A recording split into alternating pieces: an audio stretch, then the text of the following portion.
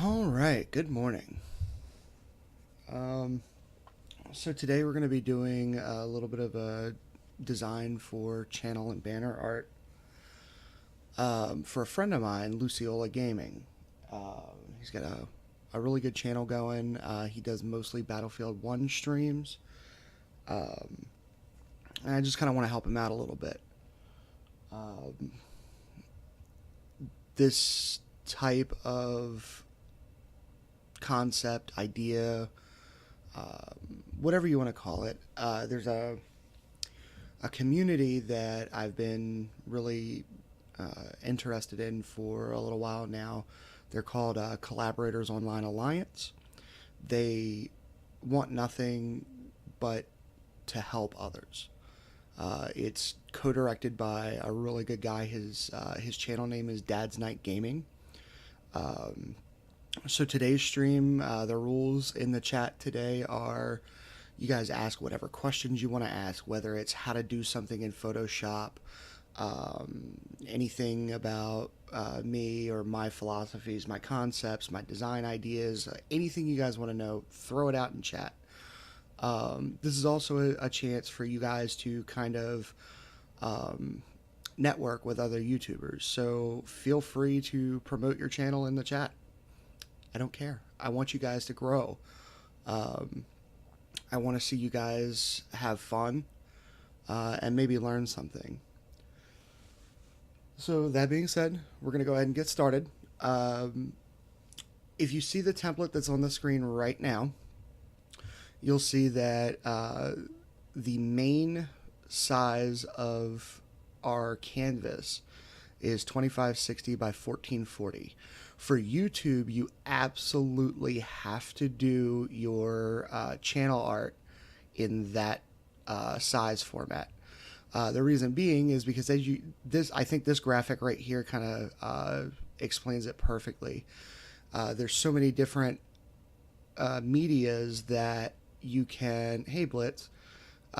There's so many different medias that you can view YouTube channels on, and this format here is going to show all the different medias.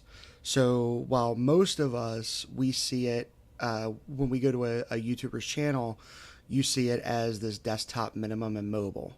Okay. Me personally, I use my tablet more than anything else, so I see a little bit more. When you view a banner on a desktop and you actually click on it, you see this whole area through here. Okay?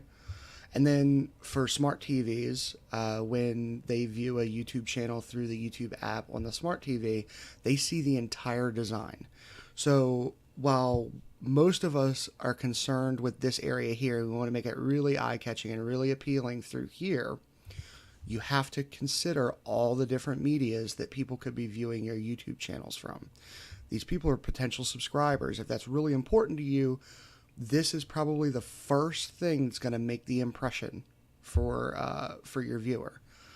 So let's go ahead and get started with Luciola's design. I'm going to go ahead and delete this layer now. I set up all these guidelines beforehand just to kind of make it easier for me to see where my safe work area is. So I'm going to go ahead and I've got two screens and I never really use two screens. I've got a bunch of images in here that we're going to kind of work with. Now I've kind of put this idea together, but I didn't save it. I didn't do anything. So we're just kind of work on this together. If you guys have ideas, shout them out in the chat. I'll definitely explore them. So for this, I'm going to go ahead and drag that one in there. I really like this image, especially for the main background area. I think it's not too busy, and I think we can do some really cool stuff with it. So the most important thing we're going to do is we're going to rasterize this layer so that we can edit it. I'm going to add another layer for the background image. Now, I toyed with this idea, and I thought it was really cool. So instead of just cutting the cutting the image out in just a regular old square, I thought it'd be really cool to do this torn idea. I'm just going to drag that out because really I don't care about if it gets a little bit degraded, because I'm just more or less using this for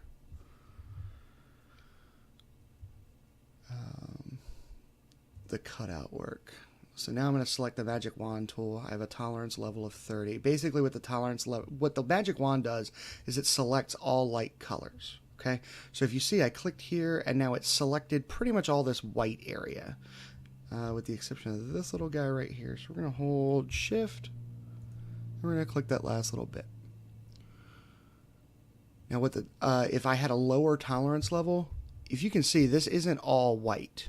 Okay, it's got some grays in it, it's got some off-white in it. I don't really care about the shadow right now because I'm going to go ahead and manipulate the image later for the shadows. I just want this for the line.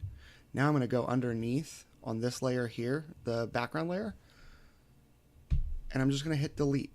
Now, if I take that out, you'll see that we have those lines that we had selected.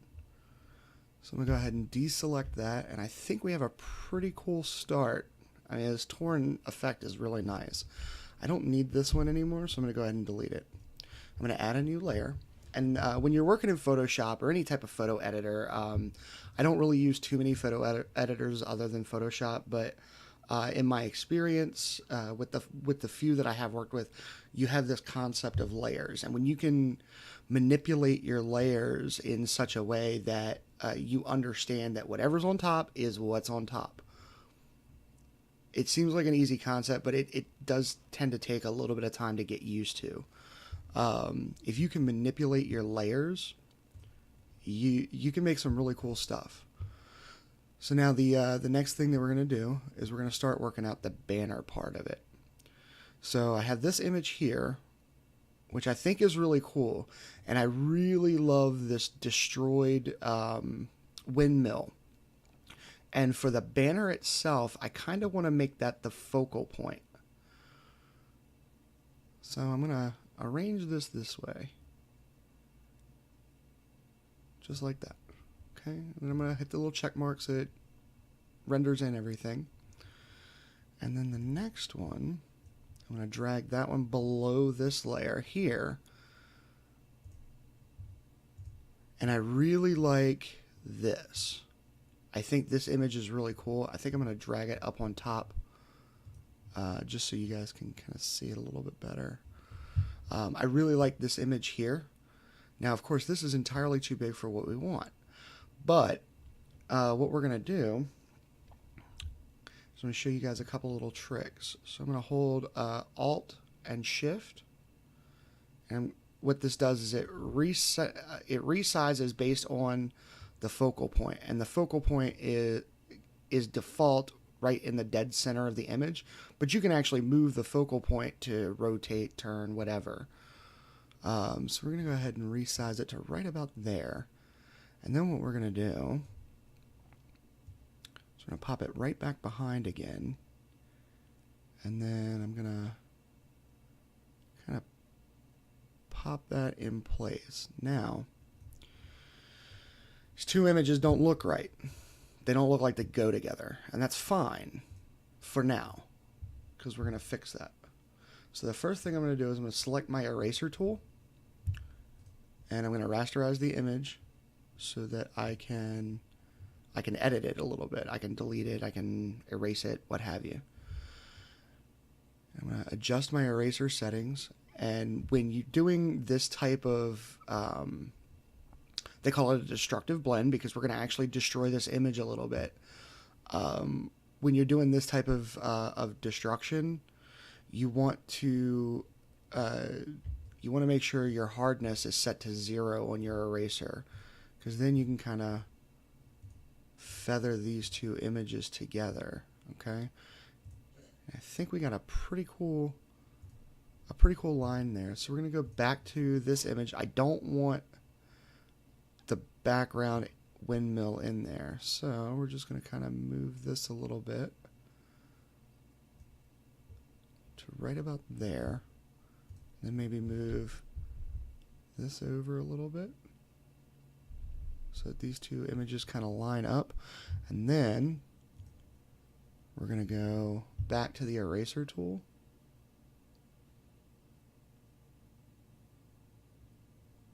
No, Blitz, I'm not going to be playing today. This is going to take a little bit of time. I hadn't really planned on playing today.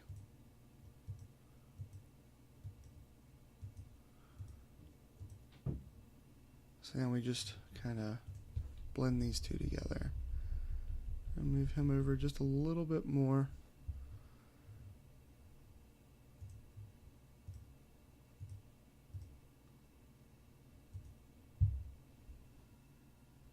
Just so they kind of line up a little bit. Now, this image still doesn't look like it belongs. So, I'm going to add a new layer. And I'm going to... This image definitely looks a little bit more blue than this one. So what we're going to do is we're going to tint this one blue. So I added the new layer over top of this layer here. And we're going to go into the paint bucket tool. I'm going to select a blue. And we're just going to paint bucket over top of that. Okay. Then what we're going to do is we're going to do overlay. We're going to lower the opacity to something that's not ridiculous. Because then I think what we're going to do is we're going to make this whole image black and white. Maybe if I do something a little bit like that.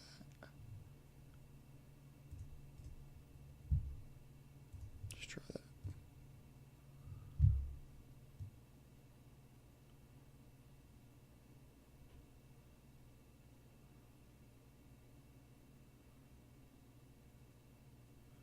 I don't know, maybe it's...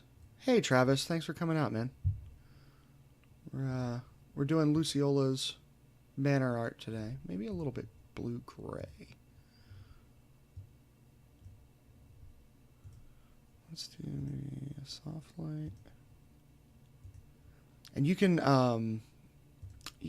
what this this bar over here is your blending options on how you want to, yeah, see that's, and you can just keep playing with these until you get the right feel for it.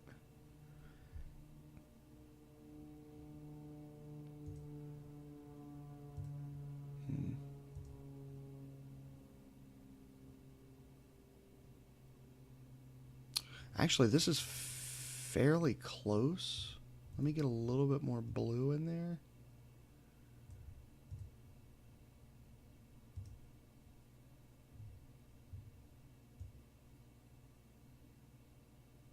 And then when you change your opacity around, you can kind of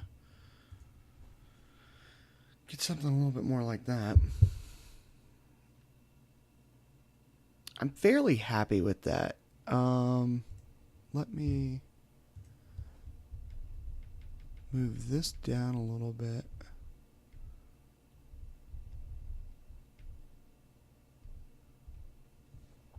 Yeah, you see how our images kind of line up a little bit better.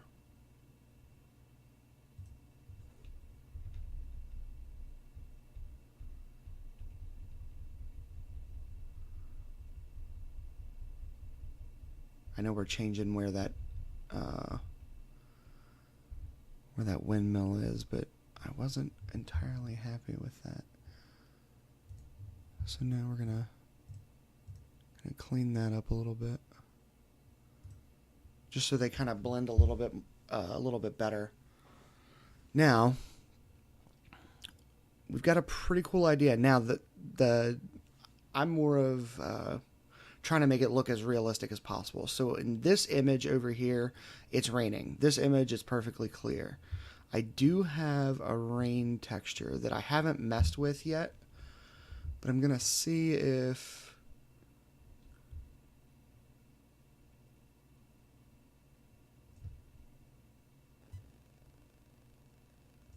maybe we can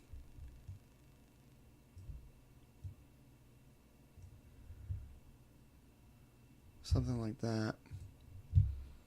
And what we're going to do is we're going to put it underneath of that blue layer, change the opacity of it.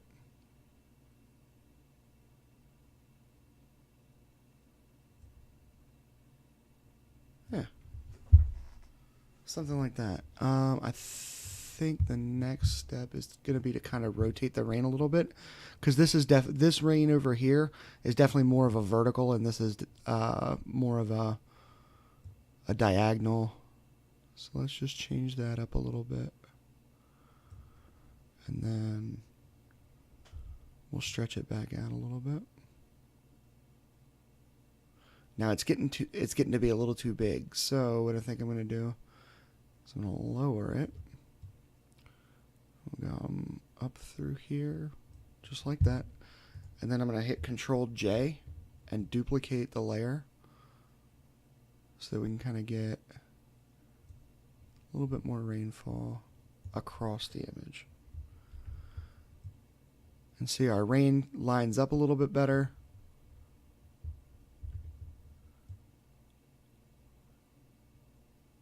And it's not obtrusive to the overall design.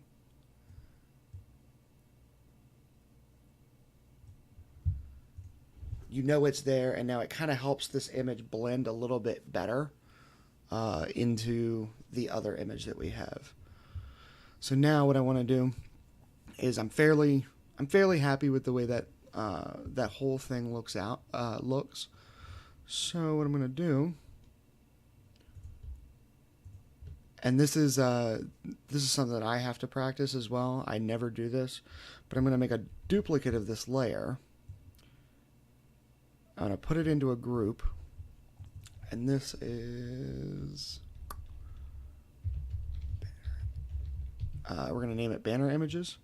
We're going to throw it all the way on the bottom, and we're going to turn it off, because now what I'm going to do is I'm going to group all of these together, and I'm going to right click, and I'm going to merge the layers into one image. So the reason for doing this is I've created a duplicate of all the images that it took to make this background, so that in case I mess up, I have them all right here. I don't have to redo all of that work. So as I'm looking at it, if the rain just doesn't look right to me, I can go back and fix it.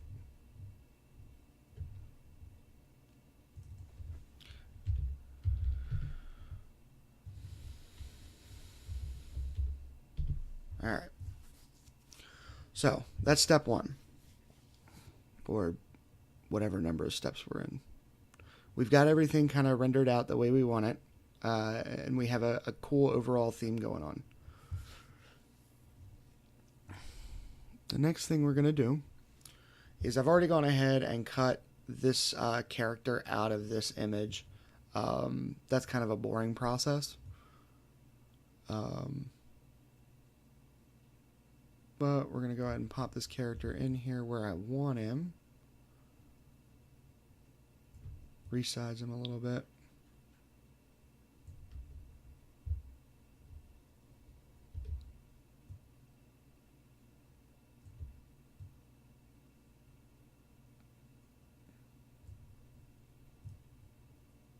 Something like that. And we're going to pop him underneath of the top layer, but over top of the banner. Okay. Size him just a little bit more. All right. Now, the next thing I'm going to do is I'm just going to rotate him. I'm going to rotate him a little bit. The reason for doing this is I have a really cool idea that I want to have that involves the gun, and I want to make sure that the gun is fairly level.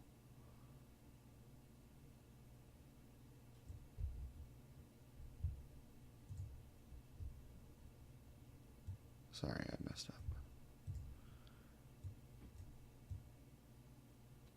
Sometimes my Photoshop glitches out a little bit. So we're going to turn him a little bit and then hold Shift and Alt to resize on the focal point.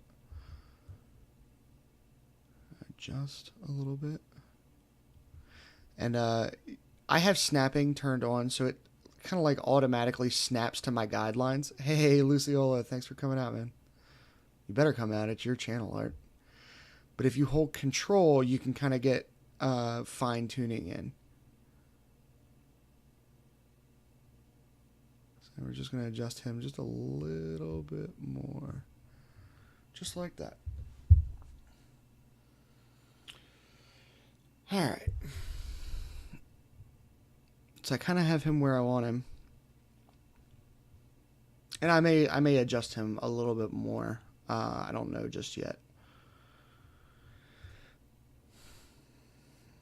All right. The next thing that I'm going to be doing. Now we're going to do some cool stuff as far as the way we're going to design the text.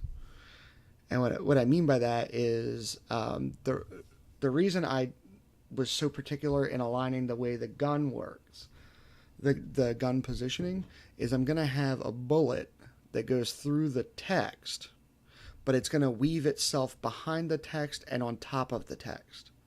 I'll explain that a little bit more in detail when we're doing it, but I just wanted you guys to see where my thought process was for why I was being so particular about the way the gun, where the gun was positioned. Thanks, Fire. I appreciate it, man. It's not done yet. It is not done. I've got some really cool ideas going on, and I'm kind of like, it's gonna seem like I'm jamming a lot of ideas into this banner, but I'll tell you, like I said, your banner is the way you're going to really catch a potential subscriber's attention right off the bat. As soon as they visit your channel, this will be the first thing that they see.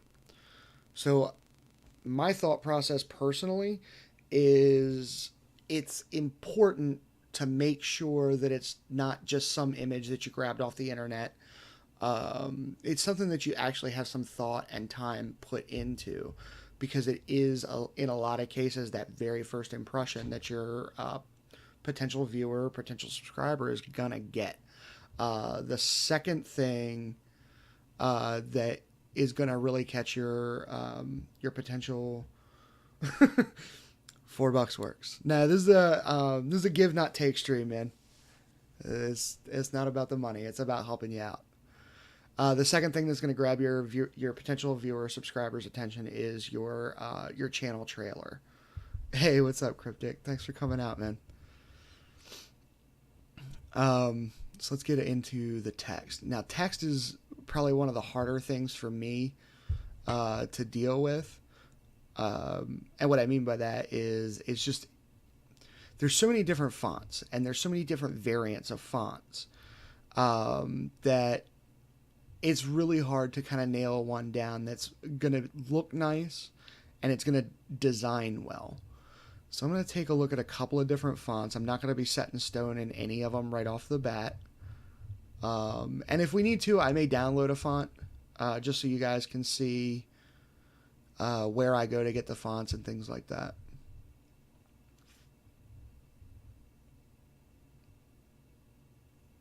It's my pleasure, man. It really is. I was telling everybody, you know, I'm really into this community of different content creators. They're CollaboratorsOnlineAlliance, and they're co-directed by a guy whose name is DadsNiteGaming, and it's all about helping out, man. So I'm doing this font right now just as like a placeholder. And then what I think I want to do another one. But I'm going to have this on top.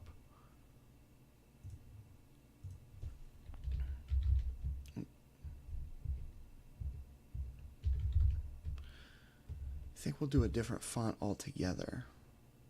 Something where I can get lowercase in, because I think that's going to look really cool.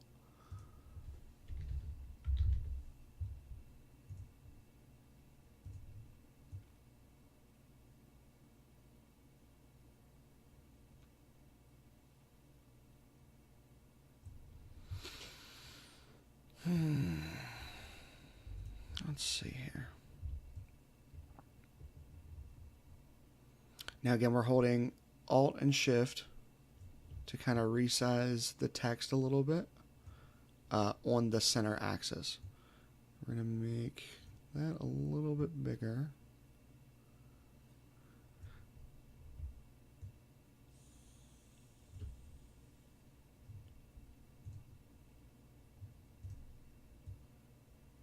And then, now, the reason I'm coming all the way up here is because I really want to do this cool idea with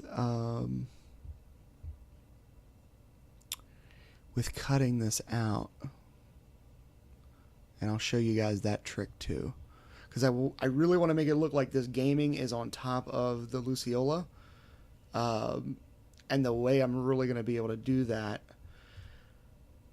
is I'm going to rasterize both of these. And basically what rasterizing means is it takes it from a text and turns it into an image so that I can manipulate it. So we're going to rasterize both of these. Now we're going to go over here to the magic wand tool, and I'm going to click on the G, and then I'm going to hold Shift so that I can select all of the letters. I'm going to have to zoom in here. Now, I've got all of the layers selected, the letters selected, so I'm going to go over to Select, Modify, and what I want to do is I want to expand. And I think 3 pixels will look pretty cool. We're going to go into the Luciola, and we're just going to delete. Now you have this I that's kind of cut, the dot of the I is cut out of the O. And I think it looks pretty cool.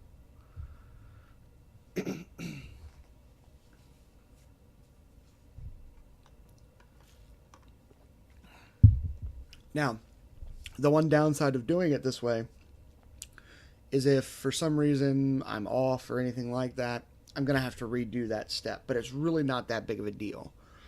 Now, the next thing that I want to do is I want to do some layer styles onto the font.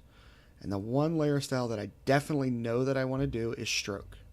I want to keep the blue and white theme that Fire currently has. I want to keep that theme going. So I think we're going to leave the text as white and do the stroke as a blue. And basically what the stroke is it just outlines. You can use stroke on text. You can use it on images. We may do it on this character over here. I don't know yet. We can always see how it looks. And just so I don't have to do anything else, I'm going to copy the layer style. And I'm going to paste the layer style right onto the gaming. So now you can see we kind of have this stroke that blends into one another. And I think that looks pretty cool. Now, the next thing that I'm going to do... Oh, it's okay, Fire. The next thing that I'm going to do is I want to rasterize the layer style. And basically what that does is it takes the stroke that we just added and it makes it part of the image as well. Because now what I'm going to do is I'm going to do that concept with the bullet. Okay? So we're going to go back into our images here. And I'm going to grab the bullet. Most people, just so you guys know, most people will grab this bullet here and put it in. But if you remember, I said at the beginning, I'm more of, I really like to try and make my designs look very realistic. When a bullet is fired from a gun, it ejects from the casing and you just get a bullet. So that's why we're just going to use this one. Pop him in there. Oh, this is actually pretty cool because I can show you guys how to stuff out. And again, we're going to go back to the magic wand tool. We're going to rasterize this image. Okay. We've got our magic wand tool with a tolerance of 30. Just click the white, and because our tolerance is so high, it's able to just select anything that is even close to white. And then we'll just hit delete. Now, I don't want two bullets. I want this guy right here. So we're just going to select and delete. Now, if we go here, it's put this one bullet into a smaller image file that I can kind of manipulate a little bit easier. Of course, I do not want the bullet this big, so we're going to shrink it down a little bit. And I think, like I said, what I want to do is I want to have this bullet kind of weave in the O. Okay? So we need to drag it below.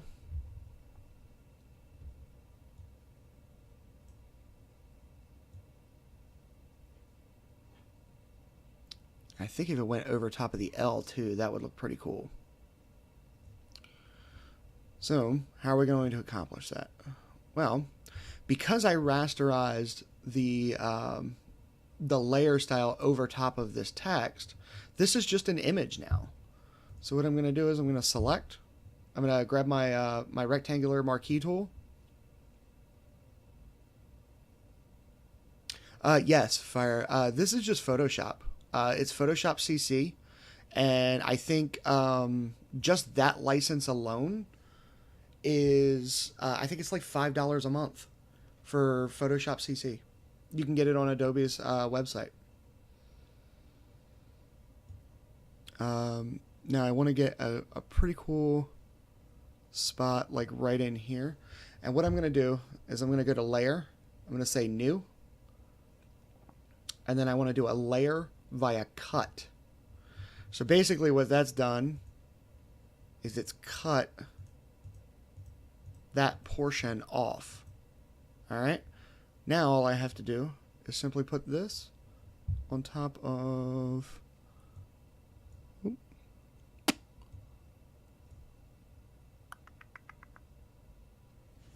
Alright, let me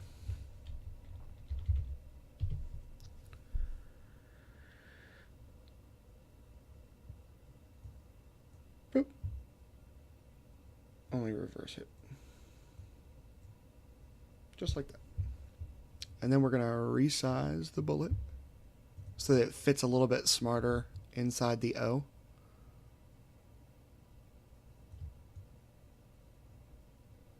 But I want to have that effect come through.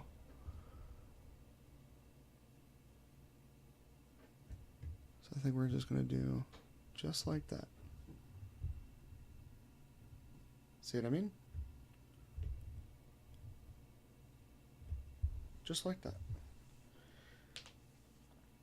Yeah, at the most, Fire, it's $10 a month. I can't remember exactly. It's either 5 or 10, and you can get it right on Adobe's website. It's well worth it. If you really want to take graphic design to another level, and like I said, like your thumbnails are what's going to get people to click on your videos. It's going to really increase the production value of your channel. It is an investment, but it's one that I make with no hesitation whatsoever. Now, another reason I did it this way, as far as splitting this O in half, of course, I could have just resized this so that it would have fit like that, but then the effect wouldn't come through. The effect wouldn't come through, and it personally, I don't think it sells the effect like this, and I think it's kind of a lazier way of doing things. So I definitely want to make sure that this comes here, but here's another reason why I did it this way, because I'm going to add a shadow onto the text, and I want that shadow to show on the bullet itself. And I'm also going to add a little bit of a shadow onto the bullet here, and I want it to show on the text. And you have to do it the way I just did it, with manipulating your layers and cutting your images in half in order to really, really sell that effect. So let me show you what that kind of looks like. So if I go here and I go into drop shadow, now of course this looks ugly because I haven't done anything with it just yet.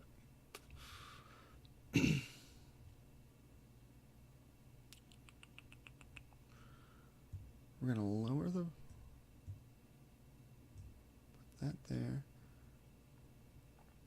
And then what I think we're going to do is we're going to blend these lines just a little bit better. And I can use the masking options to do that.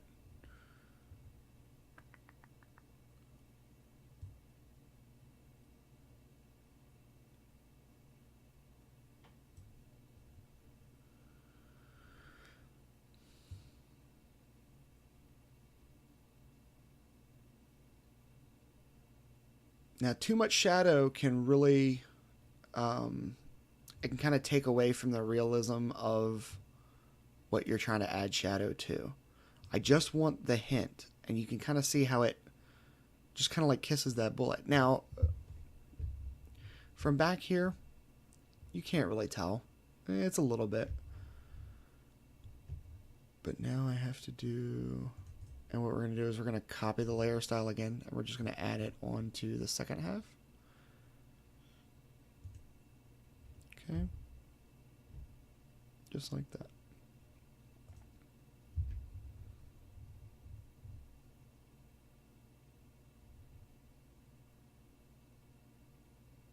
I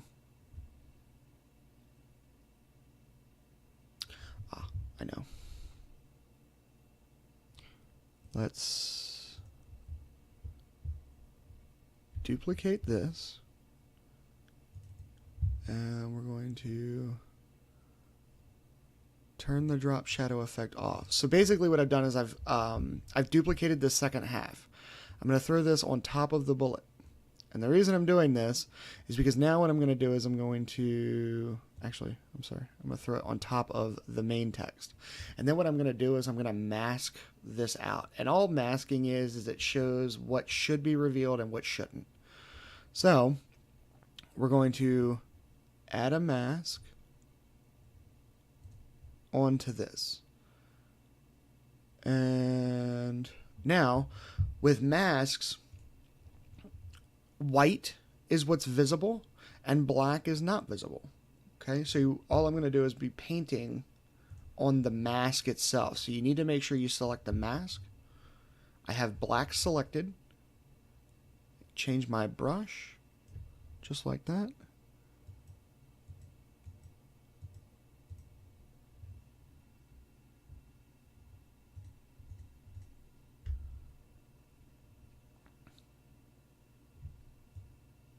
And then I'm erasing the rest of this part of the mask. And the reason being is because I'm going to have the text effect onto it, onto the bottom layer, and I don't want this part showing at all. Okay. Now I'm going to clean this up just a little bit because I'm starting to get this bleed through, and I don't want that.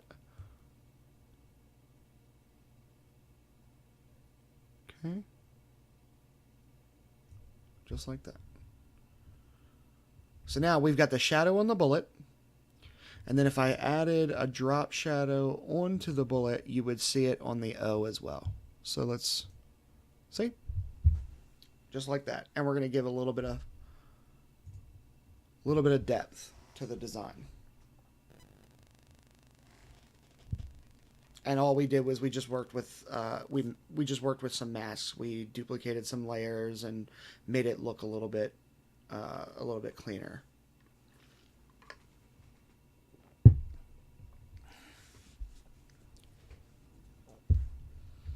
So now let's take a look at what we've done so far. We've added this image onto the background.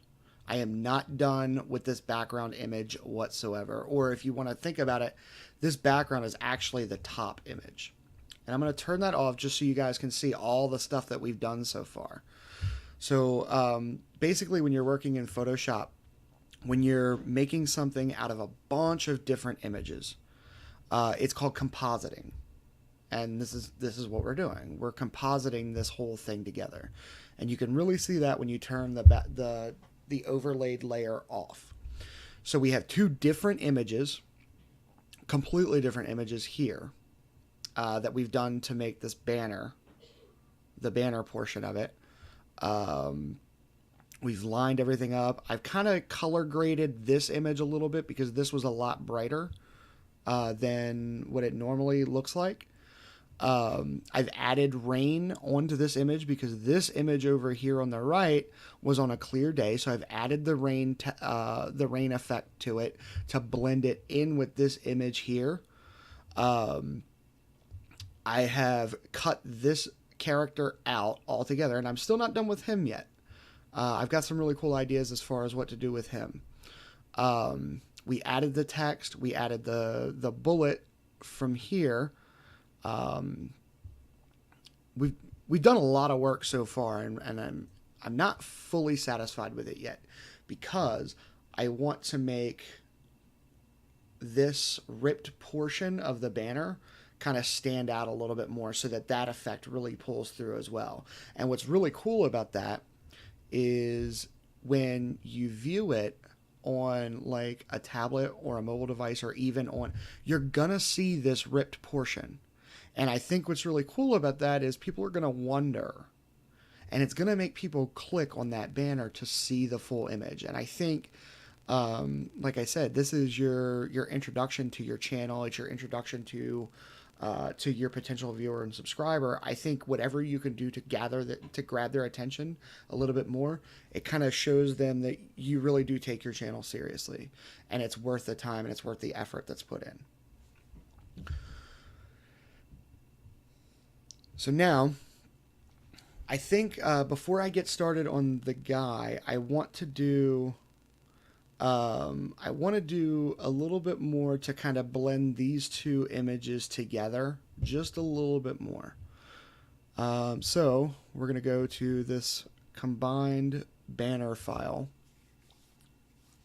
this combined banner layer, and I'm going to image.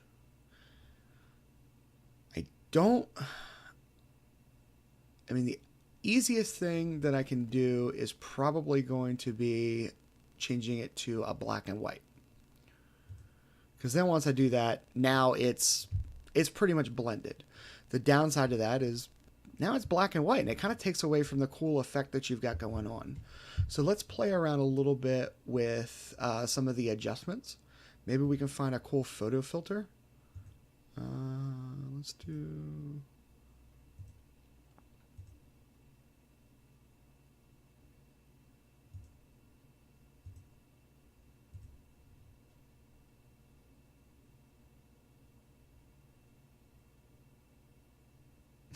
Thank you so much, Thak. I really appreciate that. I don't know a whole heck of a lot myself. I am not an expert by any stretch of the imagination. I believe I said it last night in Cryptic's stream that, if you think you know everything, you've just proven you haven't learned enough.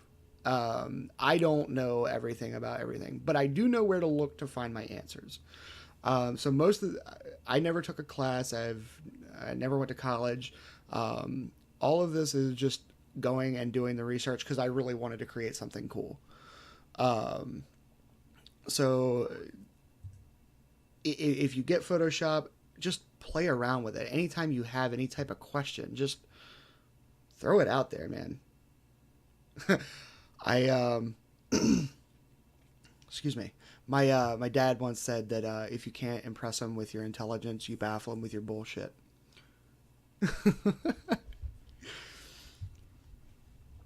So I think I like this blue filter. It kind of helps blend this a little bit better. Now I'm going to show you guys a little cool effect that I like to do, especially when we're talking about the background image. So what I'm going to do is I'm going to duplicate this banner 2 times. Okay, so I've got 3 layers here. The first one I'm going to do is I'm going to stylize, and I'm going to find edges. Okay, and what this does is it finds all the different contrasting points in the image, and it highlights those. Now what I'm going to do is I'm going to go to my blending option, and I'm going to go to darken. And basically what that does, if you can see it, I'm trying to zoom in for you. Of course it's not working out that well.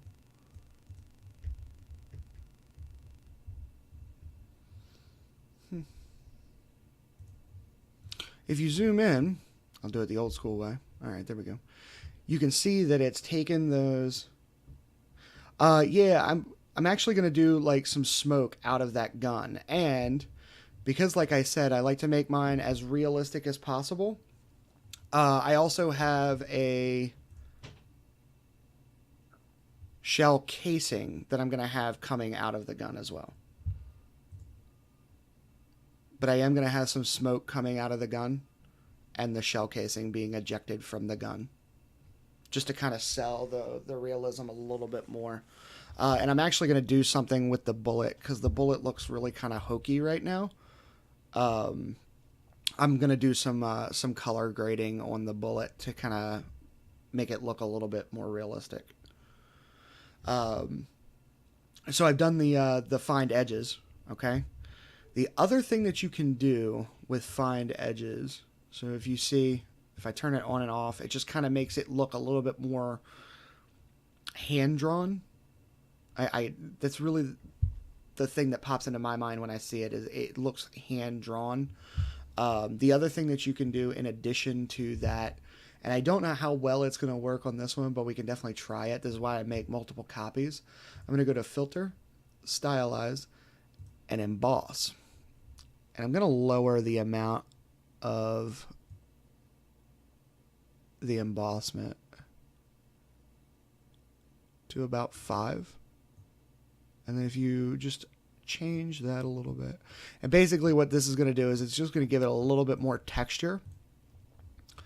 So now if I do that, and I'm still on this embossed banner copy, if I go to lighten, no, yeah, I don't know if this, the overlay will look pretty cool. You can kind of see it gives that banner a little bit more texture. Does that make sense? Can you guys see that? You can kind of see the raised edges a little bit. When you're doing embossment on a background especially, the last thing in the world you want to do is have it be so noticeable that it takes your attention away from everything else. And all of this has just been in an effort to kind of blend these two images together a little bit more. So I think I'm pretty happy with that. So now what we're going to do, like I said, I need to get into the habit of doing this myself. I'm going to duplicate these 3 images. I'm going to throw them into a group. We're going to name this banner. I'm going to toss it behind everything else. And I'm going to turn it off. That way, because now what I'm going to do is I'm going to merge these 3 together so that now they're one image. The reason I made the duplicates is in case I messed up or, look at it later and I don't like it, I can always go back to where I was rather than sit here and redo the whole thing.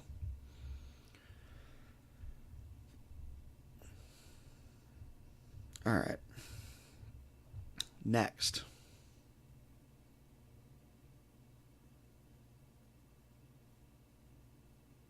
I think I am just trying to think of what's going to look good. I am going to add a blur onto the back of the image, and I'm also going to add a different blur onto the bullet, just because I think it's going to really help sell the effect that this gun fired that bullet through the O. I think that's going to really help sell the effect. So let's go ahead and do that blur now while I'm thinking of the next thing to do. So we're going to go to Filter, Blur. For backgrounds, I almost exclusively use Gaussian blur. And that's too much. I might even just do a 0.5. It'll just kind of smooth the edges a little bit. but it still doesn't take away from this background image. Let's see what a 1 looks like. I think 0.5. Just to smooth the edges a little bit and kind of give us a little bit more depth to everything else. Now you can really see this text is on top of that rather than it just being a flat image. The next thing we're going to do, filter, we're going to do blur, we're going to do a motion blur on the bullet. Now,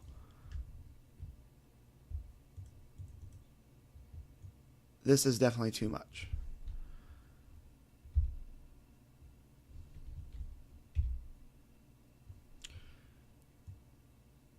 Let's see what the different angles look like.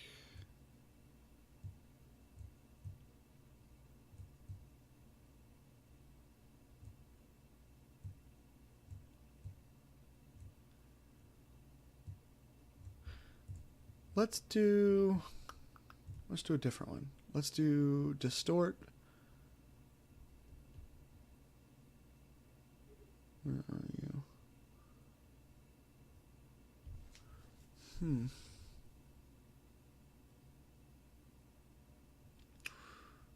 There's one in here called wind.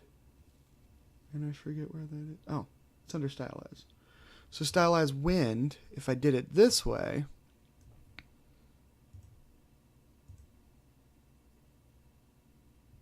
from the right, let's see what that does.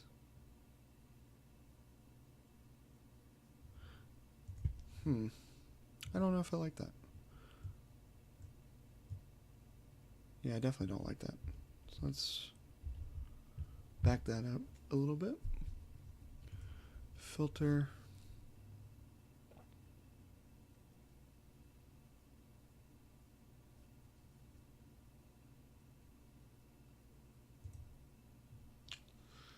And it might be the, there we go.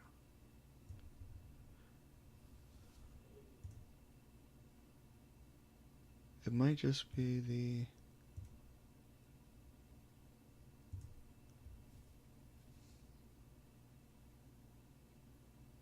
no, I don't like that. Let's just add the motion blur.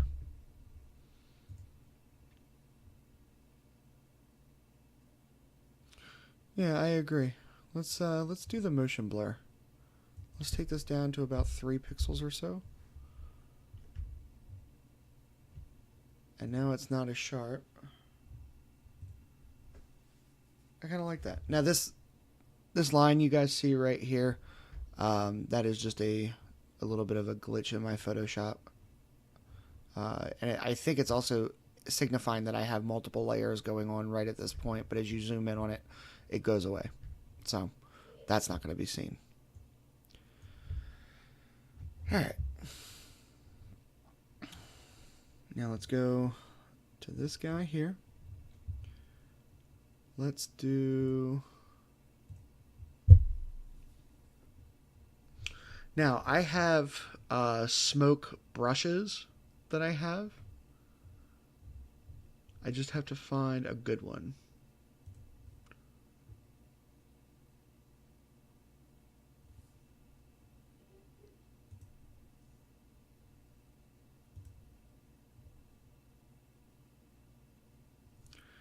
And I think what will really look cool is if I have the smoke going over top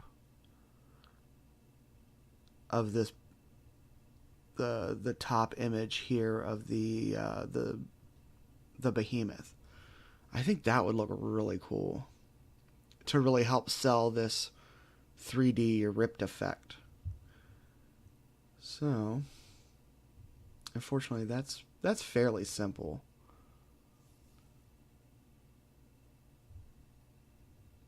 Now we're going to change the direction of our brush. Ooh, what if it went behind the lettering, but over top have like this woven feel to it? How cool would that be? Well, we're going to find out, because I'm working almost everything that I'm doing. I don't know if you guys are seeing that or not, but almost everything that I'm doing, I'm adding a new layer onto. So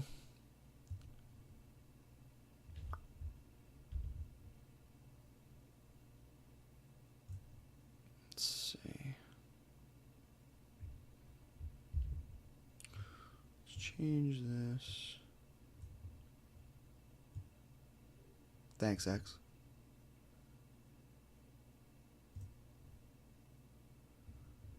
Something like that. Just so it hints behind the L.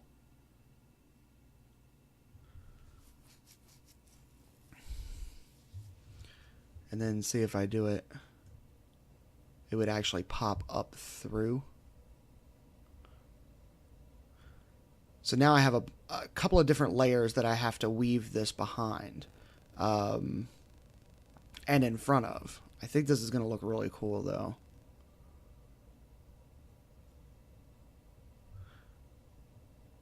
I want to add,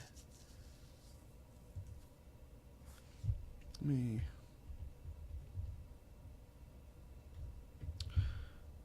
I'm going to lighten this smoke up a little bit more.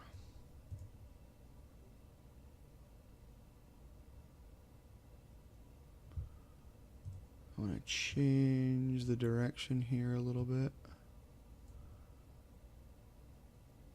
just to kind of get it more behind.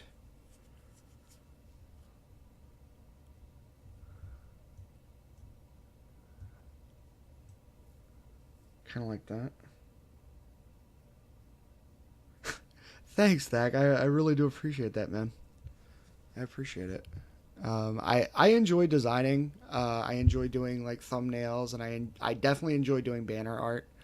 I think it's a lot of fun. And just being able to kind of sit back and relax and get to create something out of virtually nothing, I think it's a lot of fun.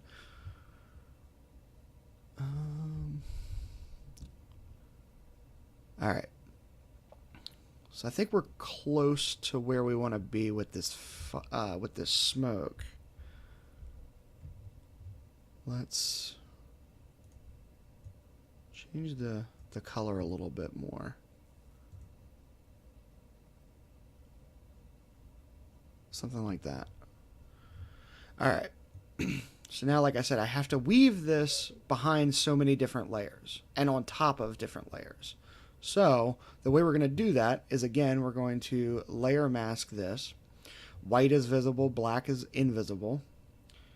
Let's swap these around. This is a fairly simple way to do things too. So now we're just going to paint the L.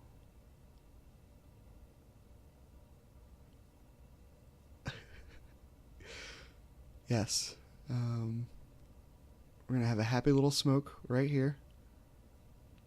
Happy little smoke behind the L. And his friends are all around. So now it's painted behind the L. And now I just need to clean the gun a little bit as far as where the smoke is on that. And I think the other thing that's really going to help us sell the effect is if I have the bullet. I don't know. I might have the bullet casing behind the layer or on top of. I don't know yet. We can play with both options, but I think this is pretty cool how it goes over top but behind. This weaving, I think, is really cool looking.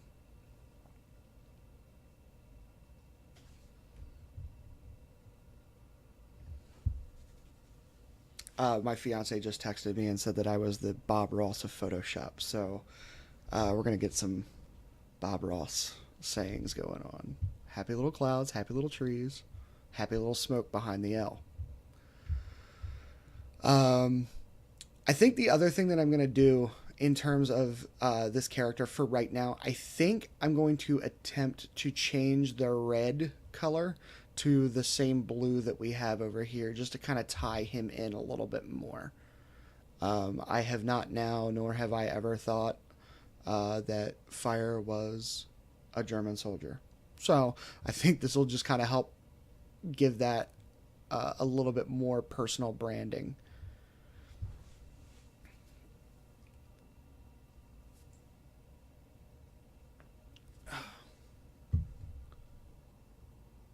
Oh, wait a minute.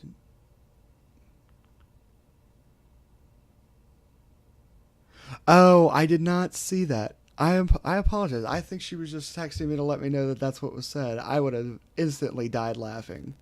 I apologize. She's watching the stream from work, so this is definitely an experiment. It's the first time I've done a live stream of Photoshop in creating anything, so we're just kind of having a little bit of fun with this now. I don't know if it's something that I'll continue to do in the future. We're just testing it out. Now, the other thing that's really going to help is when I add the shadow onto these ripped pages here. It's going to really help bring out the fact that that smoke is actually from the gun. Let's go ahead and add the bullet casing now. Now this is already kind of rendered as far as it has the blur onto it.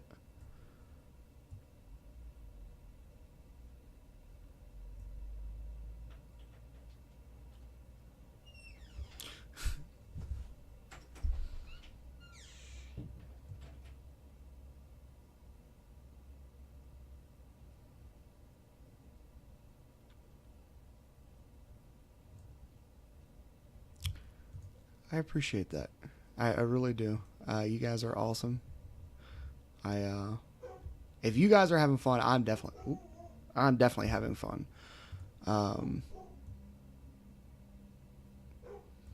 And if this is something that you would definitely want to watch again, by all means, if you need channel art or anything, throw it out in the stream. I'm always looking to help out and create for different folks. It is a lot of fun to me. So I think we're just I may end up warping this a little bit. I may end up warping that bullet just a little bit, and I don't think I like it over top of everything else, so we're just going to toss it back behind just to kind of help sell that effect a little bit more.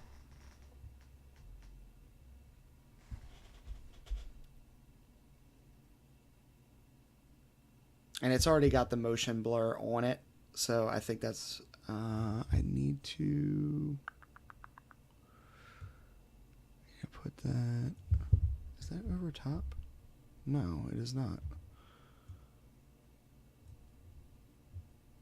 The devil's in the details when you're doing this stuff. And for me, like, I'm very aware of like the details. So what happened here was the shell was down here, and when the bullet comes out of when the casing gets ejected from the gun, of course it's going to shoot out that way, and having it underneath his arm is just not realistic. So I definitely sweat the details. So putting it over top of his hand is more or less what I want.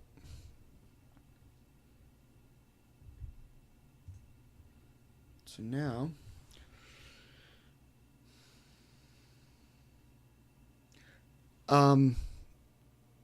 yeah, Fire, that's not happening.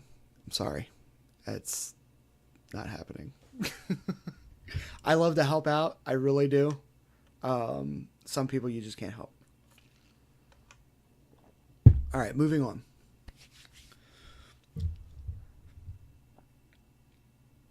All right. I want to do this shadowing now while it's still on my mind. So let's add the drop shadow and see what that looks like.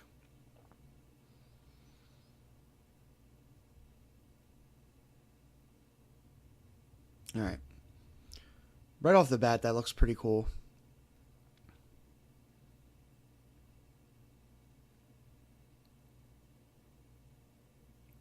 And then what I'm going to end up doing is I'm going to put a layer via cut on this bottom half, and I'm going to do another shadow and change the direction of it. That way it's clear that these two images are over top of one another. And you can always change the opacity of your shadow, but again, less is definitely more when it comes to working with shadows, because a lot of times the shadows that are in Photoshop are kind of fake looking is a bad term, but it just doesn't have. Oh, actually, I might not have to do a cut, because I'm starting to get what I want out of it, which is that. So now we've really done a little bit more work to sell the effect that this centerpiece was ripped out of. And I have something for that, but I don't know if I'm even going to think about using it. But it's just this last portion here, and if I adjusted this up and this part down, it might help sell that effect a little bit more, but I don't really think we need it. I think it comes across fairly well that this is ripped out.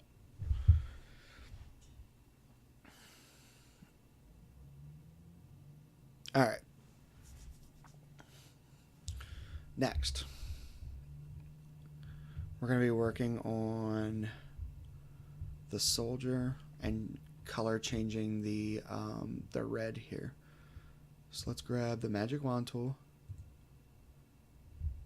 And this part is where it gets a little tedious, but if you take a little bit of time and make sure that all of this is perfectly lined up, it's well worth it.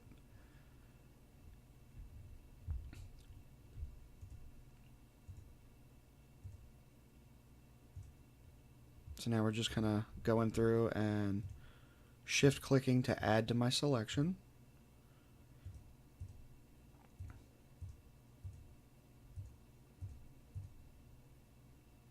I'm kind of being a little haphazard with it right now, but then I'll go in and I'll clean up the selections in a minute.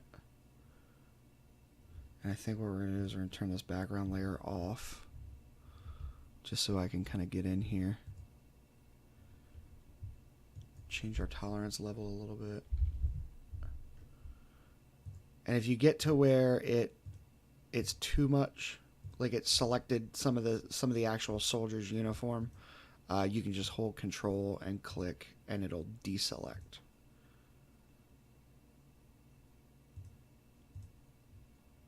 Say like right in there. I'm sorry, Alt. Alt will deselect it.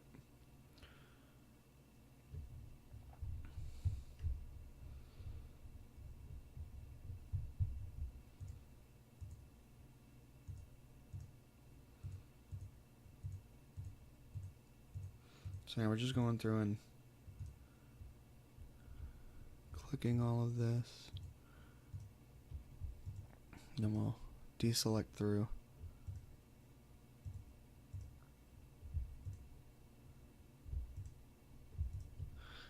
And then if it gets to the point where you're trying to select in here, you just change your tolerance again.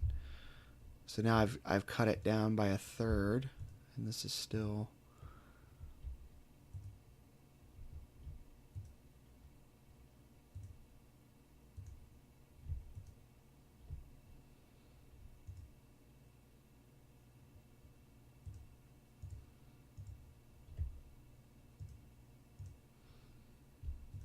All right, and like I'm taking all this time and selecting all of this stuff too, but I think most of this is cut out.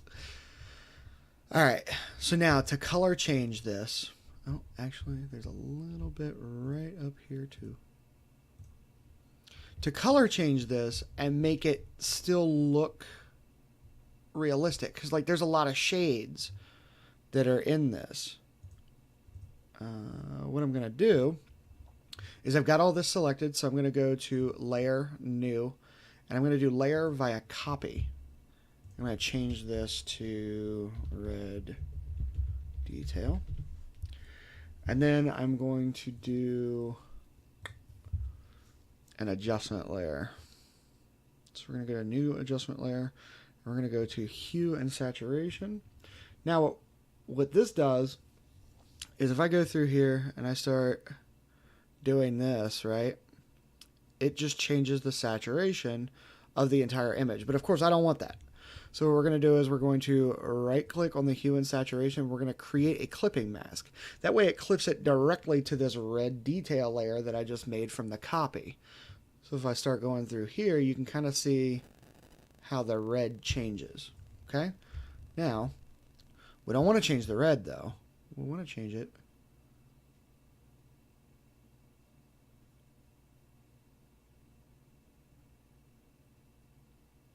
to a blue. Much like the blue that's already in there. And this was a non-destructive way of doing it, too. Like, I didn't go and paint over top of it. I created a clipping mask. I'm sorry, I selected out all the stuff that I wanted to color change. I've done that. And now what's really cool about this is I have a clipping mask here too. So like say for instance, I wanted this collar to, I changed my mind. I want this collar to remain red. Well, then I can go in through here and I can paint with black and change it. Just like that. But the rest of it is still there. I think it's kind of neat. But of course I don't want that. And that just kind of, I think it kind of brings a little bit more. It's one of those things that most people just wouldn't really notice, but I think it just kind of helps tie in the fact that Luciola's color scheme is blue and white. It kind of helps build that brand a little bit more. And when you're talking about branding, you want to have things uniform. So if your color scheme is blue and white, well then you should definitely keep a blue and white scheme on almost all of your branding. If you do a Twitter, a social media, your thumbnails, things like that. If you're branding yourself and you're kind of throwing yourself out there, you want to make your stuff instantly recognizable. Like, oh, that's a Luciola gaming clip. I want to watch that.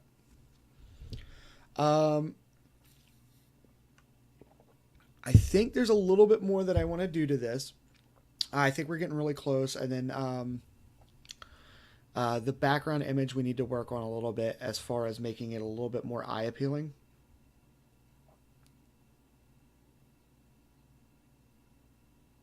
He is certainly now your soldier. And when I send all this to you, I'll even send you the render of him. And if you want, I'll do the color change on this as well so that you can kind of add him into your thumbnail clips, things like that. For now, I think I'm going to take a quick 5-minute break. I'm going to get a little bit to drink. I did create something kind of cool for this stream yesterday. So I'm going to leave you with that. It's going to be a be right back video, but I'm going to show you how it's created from start to finish so that you can kind of see that. It's a little bit more interesting to look at than just a plain BRB screen. So I will be right back. I appreciate everybody hanging out. If you are having fun, you want to see a little bit more of this, definitely give me some ideas. If you know anybody that needs channel art, please, please, please send it to me. I would love to help out. Again, this type of stream, honestly, it was Cryptic and Luciola's idea. It was mostly Cryptic's idea about doing a design stream just to kind of highlight the different graphic designs. So if you are enjoying this stream, definitely check out Cryptic and thank him for giving me the idea. As far as helping out other YouTubers and things like that, that's always been my passion. I do like helping out, but I have found a great community that focuses on that. That community is CollaboratorsOnlineAlliance. The co-director of that community is a really great guy. His channel is DadsNiteGaming. So if this is the type of atmosphere and community you want, definitely hang out with me, hang out with Cryptic, hang out with Luciola Gaming, Collaborators Online Alliance, and DadsNiteGaming. It's a bunch of folks that really like to help out. That being said, I will be back in roughly 5 minutes. Just hang tight.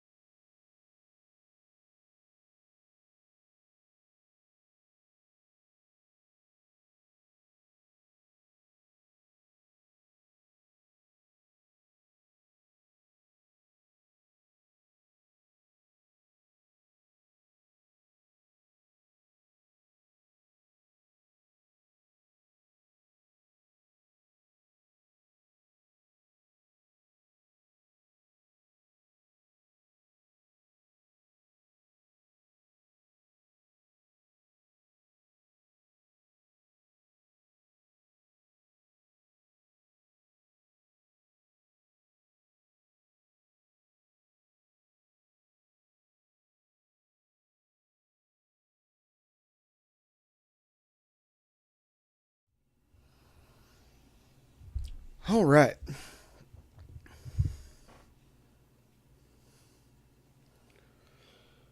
So we are back.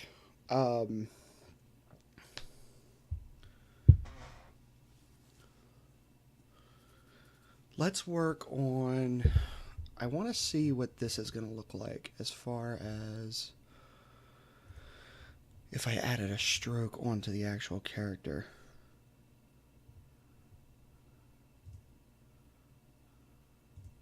I want to see what that would look like. I don't know how I feel about that. I thank you guys for hanging out. If there's any questions that you have, definitely shout them out in the chat. If I can answer them, I definitely will. That could be anything design related. It could be stream related. I've put a lot of work into what I do, and I hope that comes through. I enjoy gaming. I enjoy creating, and I do enjoy helping. So if you have questions, please shout them out in the chat. If you have ideas as far as how this should look, shout those out too. I'm definitely doing up to taking some suggestions as well. I'm going to come back to the soldier image. Let's work on the background a little bit. With the background, I think what I want to do, and again, I'm putting this underneath of the smoke layer. So I'm adding this layer here. I kind of really like this background image. I think it's just really kind of daunting. Like the original image, excuse me, is of this one lone soldier here, looking up at the behemoth. But I think it's also kind of cool because now he's, I think it's more impressive because I think he's looking more at the banner that we have going on and seeing the impressive nature of it. So I don't think I want to do too much to distract away from this image. But let's see.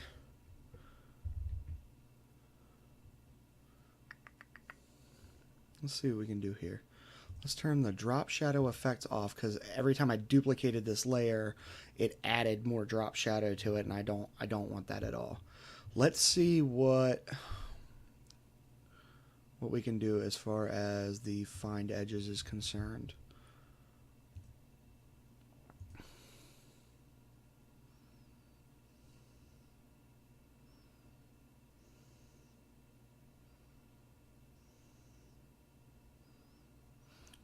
I most certainly can. The difficulty with doing that right now, Fire, is there aren't very many renders out there right now of Call of Duty World War II soldiers.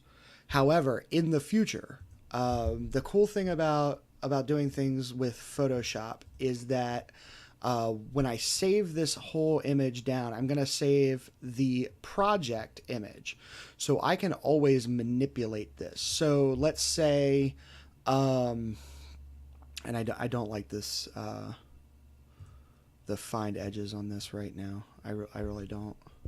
So we're going to delete that. Let's say you do go into Call of Duty World War II, right? Well, at that point, what I can do is, because I have all of these images saved down here, I can readjust this banner to where this this windmill image is off to the left, and I can even remove this right image altogether and add a World War II Call of Duty image in here. Kind of like, I'm going to show you guys my desktop real quick. Kind of like what I did here with this image. This is 3 separate games. So this is Thatcher from Rainbow Six Siege, and this is the consulate map from Rainbow Six Siege. This is one of the characters from Battlefield 1, and this is a Battlefield 1 map. I think it might even be the same. I'm I'm currently using on yours. And then I've blended it with Reaper and the Hanamura map from Overwatch. This is very, very similar to what I'm doing right now, but because I'm going to save the entire file image, or I'm sorry, the entire file project, going back in and manipulating the banner, adding to it, taking away, swapping things out, that is something that can be done super, super quick. So if that is something that you want to do in the future, definitely let me know and I can change it around for you. That's very easy. Hey, Kaz. Thanks for coming out. I appreciate it. So now let's get back into yours. Does that make sense, Fire? Is that something that that maybe you would look at in doing in the future? It's just really hard for me to do that right now because there are so few renders of that game because it's not actually out yet. Once that's out and I can get those image files and things like that and I can kind of manipulate them a little bit, putting that in is going to be no problem.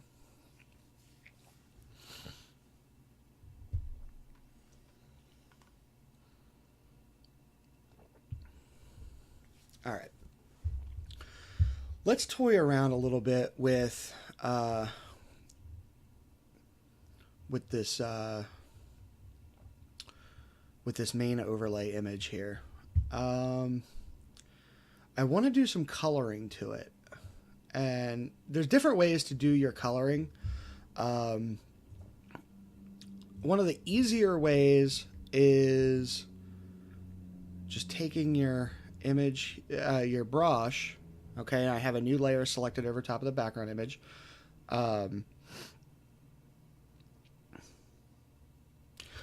Definitely, Fire, I will give you the project file. I'll give you everything that I'm working on for you. I'll just send them all to you in an email. And if it's something that you want to toy around with, by all means. If it's something you want me to do, I love doing it. So now what we're going to do is we're going to add a little bit of color around here. And with this kind of stuff, I like to do bright, vibrant colors, but I may end up changing this. I don't know yet, just because I haven't really worked with it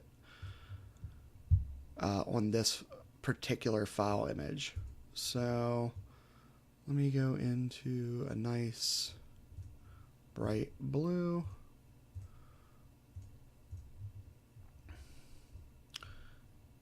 And let me add a little bit of red. I think red would look pretty cool here too. These are just different ways, and like if you want a quick, like eye-grabbing thumbnail, this is a technique that you can use to kind of help catch a little bit more of the bring the eye a little bit. Scratch that. That makes no sense whatsoever. This is something that you can do to kind of catch your potential viewer's eye. So what I've done is I've just thrown some different colors up there, right? Now, again, I'm going to create a clipping mask because I don't want it to affect the banner whatsoever. So I'm going to create a clipping mask. So now it clips it there. And then I'm going to go to overlay. So this doesn't change anything as far as, and I don't think I like this, even if I change the opacity a little bit. No, I don't like it. I don't think that looks good at all. So what we'll do is I'm going to delete that layer. Now what I will do, and I do this with most of my thumbnails, just to kind of give a little bit more depth. Again, I'm going to work with this brush, okay, and I've got black selected. So now what I'm going to do is I'm going to paint this area here, and I'm going to kind of round it, just like that, and then I'm going to go up, okay, just like that. I don't really want to mess with the soldier in the center too much.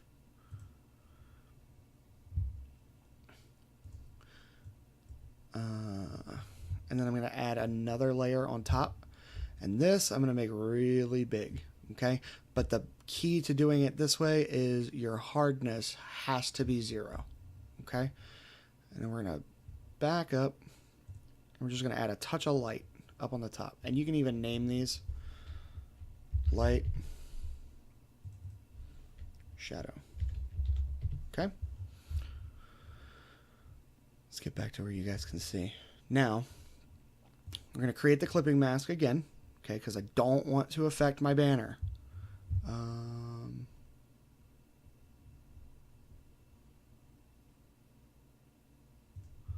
And now we're going to overlay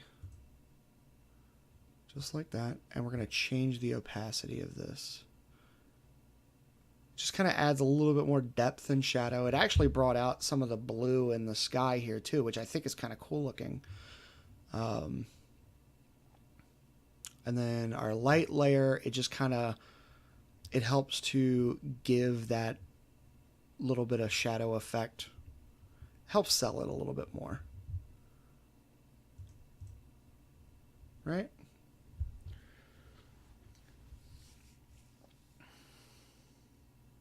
It did look like a clown threw up. That is a very accurate description. I think another thing that I want to kind of mess with, and I was messing with it the other day, is something I've never really used. I want to see what this is going to look like. I don't know if I'm going to keep it. But what I have right now is I have another layer on top of this background layer, okay? And I use the pen tool to draw a little bit of a line, okay? I'm going to go to Filter. I'm going to Render. I'm going to render Flame. Oh, I'm sorry. I have to rasterize this. Let's do the pen tool again. Boop. Just like that. Filter, Render, Flame. That's weird. Why is it doing that? Let's release the clipping mask. Put you over here. Clip you again. And oh, that's right, because I'm doing shape. I'm sorry. So with the pen tool, you want to select path if you're going to try and render flame. So you click and you click. You need a path for it to go through. And I think I want to extend this a little bit past my guidelines so that maybe some of it will be viewable. So now what we're going to do,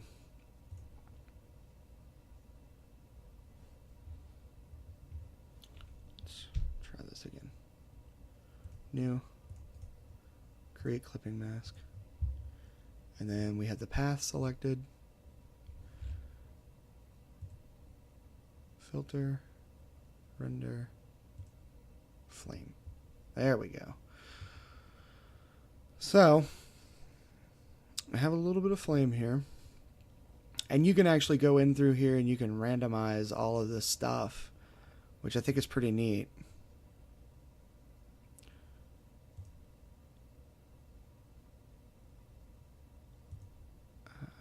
Multiple flames, one direction. Oh, that looks pretty neat. Let's change the angle a little bit.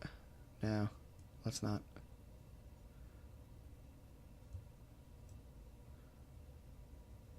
Oh, so the guidelines. Give me 1 second to render this on here, and I'll show you exactly what I mean by the guidelines and what the guidelines are for. So now we're going to render this flame. All right. Now what I'm going to do, I'm going to pop this in here, just like that. I'm going to angle this a little bit, and then create another clipping mask. Maybe change the opacity a little bit.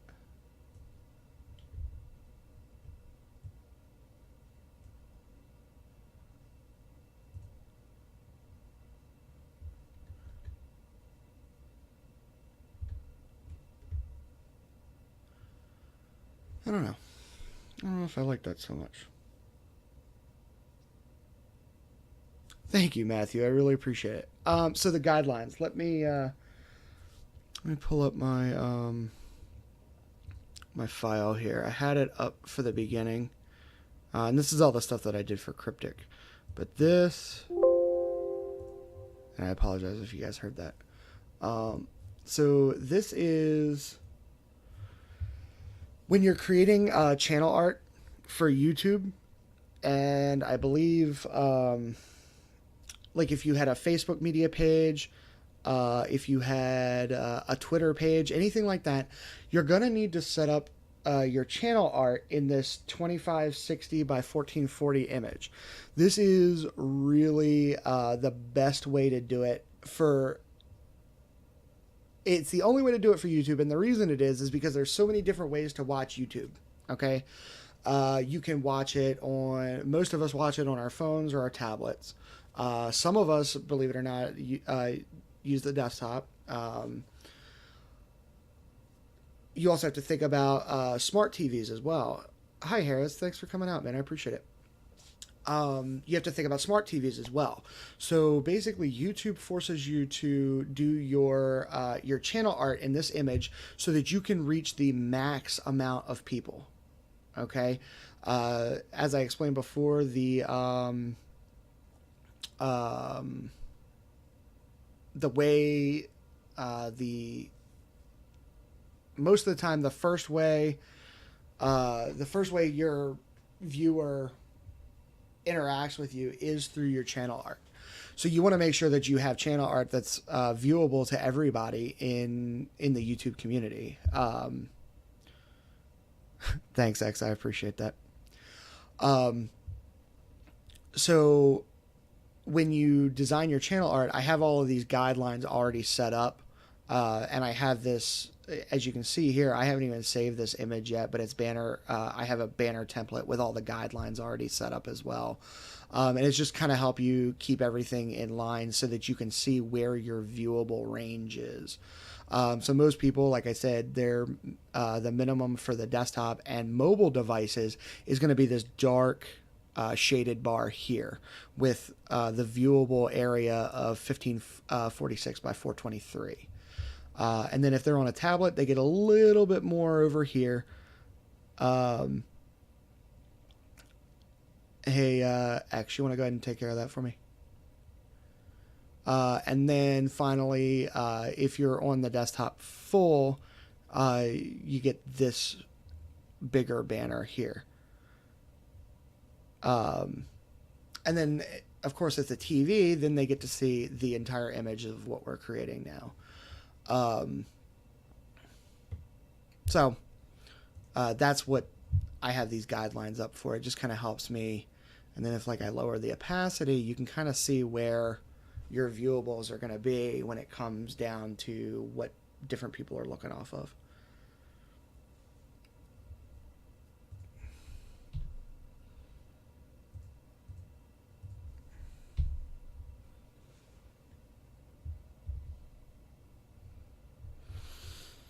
All right, so that's that part. Can we get the template for the guidelines? Sorry. Yeah, I can probably get that to you if you send me a message. I can definitely email it to you. I just don't know how YouTube is going to be as far as what they'll allow me to post, because PSD files are generally fairly big files. So I can definitely email that file to you if that's what you'd like. Just go ahead and shoot me your email address, and I can take care of that. I can send that off to you guys. And I do appreciate you guys tuning in. I apologize, we had a little bit of a troll in here, but Cryptic took care of that, and I appreciate it. I'm all for networking, especially on a stream like this. I'm perfectly fine with you guys shouting out your channels. This is definitely a COA rules type of thing. I want you guys to have fun, and I want your channels to grow. Just coming out and trolling and things like that, I'm not okay with. Let's see. I don't know. Maybe if I lowered that a little bit, I think that would look kind of cool.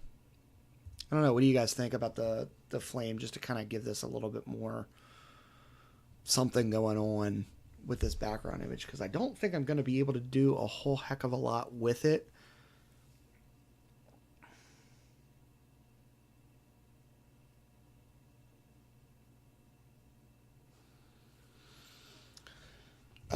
Let's see, the next thing that I want to do. Let me see here. No, tea today. Fire. Tea. I kind of took a step back from the iced coffee for a little bit today.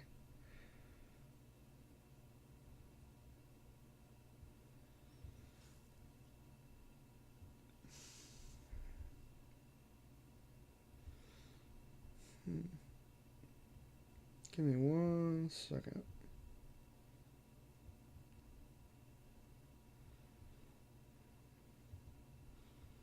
Hey, Fire, can you do me a favor and toss your PSN ID in the chat for me?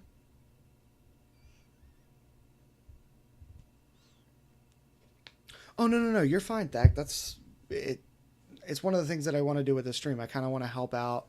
If you have questions, I definitely want to answer them for you. So it's no problem. I kind of hit a little bit of a design roadblock with this background, but I'm kind of liking the way it looks. Let me know what you guys think about the rendered fire up here. I just kind of wanted to give this a little bit more. I might... Perfect. Thank you, Fire. Let's go ahead while I'm contemplating this part here. And that's the thing, like with a lot of these, you guys are gonna, when you're working on designing, you're gonna hit areas where you're gonna run into a roadblock. Like, okay, I think I've done as much as I possibly can do with this, but it still doesn't look 100% to me. So go to a different area of the design, work on that for a little bit, and maybe you'll do something in that area that will help you tie something into the area where you hit the roadblock. So now what we're going to do with any channel art, you want to make sure that you have any type of social media or anything like that where your potential viewers and subscribers can get in touch with you. One of the easiest ways to do that is just a little bit of text. So we're going to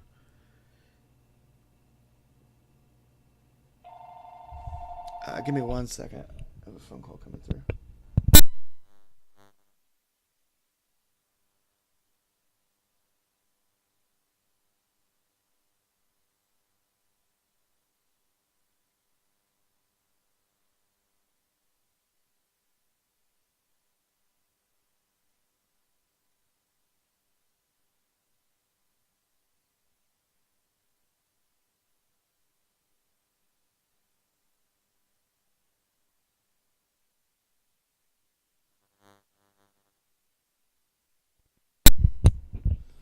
Okay, I am sorry about that. I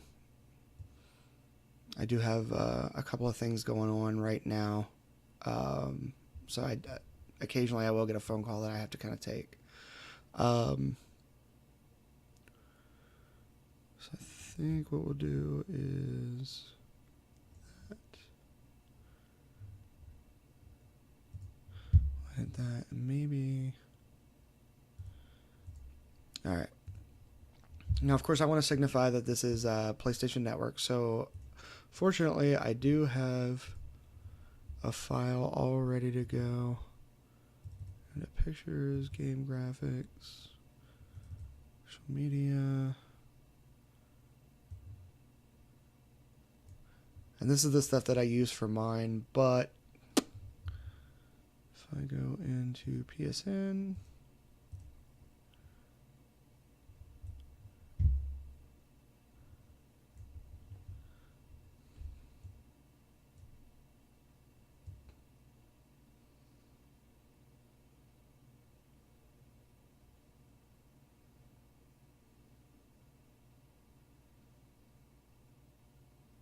yeah, I can definitely add some texture.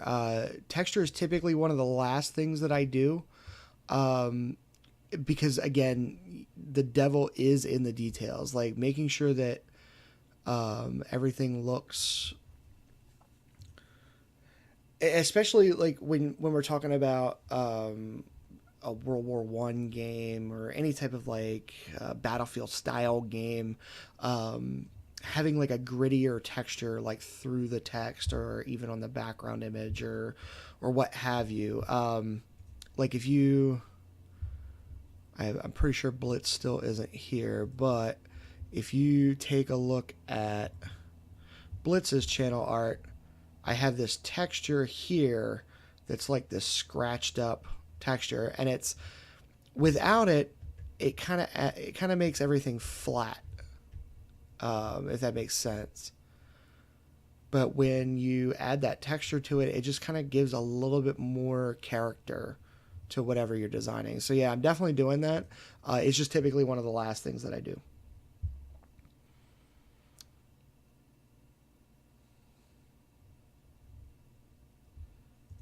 All right.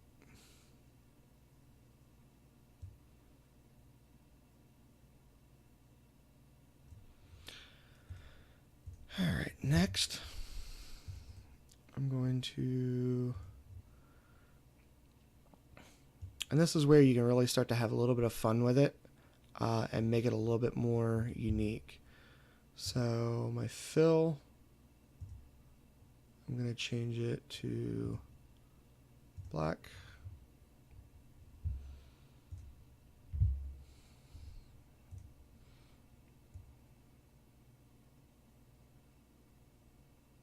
I'm going to shrink these two in. Now, I did this effect for I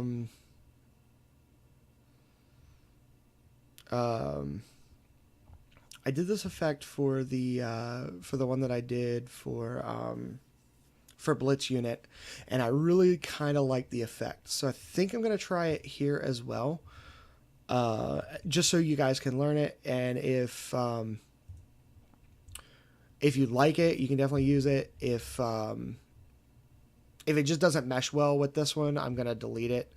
But I kind of want to show you guys. So right now we have this setup, and it's all right, but it's kind of flat to me.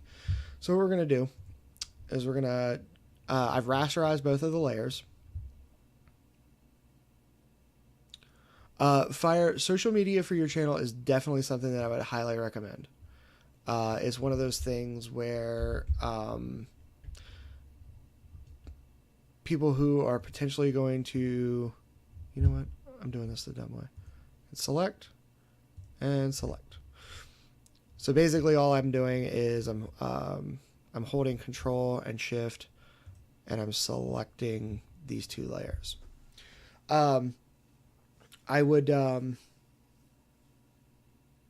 Fire, I would definitely do social media. It's just, for one thing, you want to make sure that you grab that name because it is your brand, right? You want to make sure that you are you own all of the accounts that you can, just for your brand alone. So there, I'm not saying that it would happen, but like if somebody in the future said, "Oh, I really like the name Luciola," and they went and grabbed a Twitter account with Luciola, well, now you don't have access to it, and technically you had it first. So I would definitely do some form of social media. Going back to here, I have my rounded rectangle that I've rasterized, and I have both of these, the text and the logo, selected. I'm going to click on the rounded rectangle that I have, and I'm just going to hit delete. Now, what's cool about that is I'm going to deselect, and now I have this. Okay? So now, what's really cool about that is no matter what's in the background image, okay, the text changes, and it just kind of goes through it. I think that's kind of cool.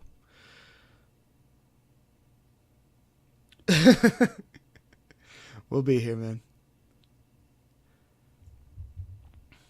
Now, with this, because this is a darker image, I want to mess with a little bit of, if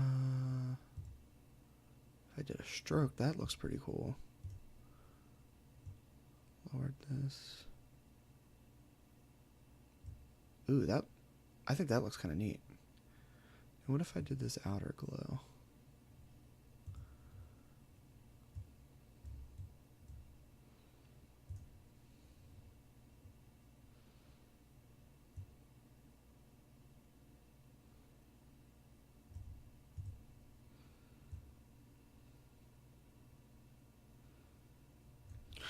I think I'm going to change the blue a little bit. I think I want that to be a little bit brighter.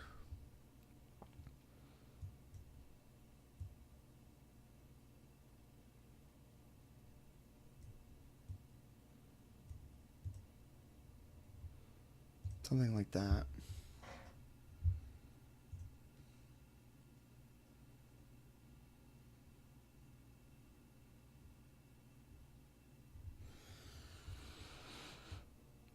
Ooh, crap.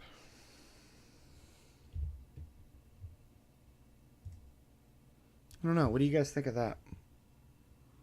Or maybe...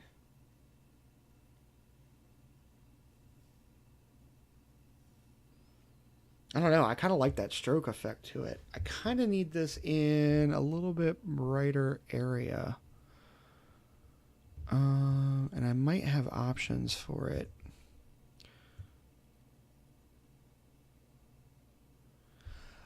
So right now I am playing, I'm playing Battlefield, I play Overwatch, and I play Rainbow Six Siege sometimes.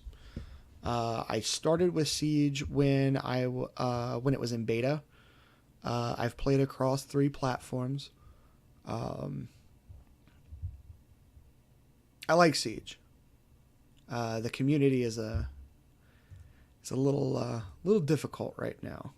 I'm finding that there's more trolls in Rainbow Six Siege than just about any other game that I'm playing. So I kind of really like this idea. There's another thing like you have to think about too is like you have to see what it looks like far away. And it might be just as simple as changing the text, which is going to be easy. Like changing the font, because I still have these 2 files here. And then just do another rounded rectangle and try that out.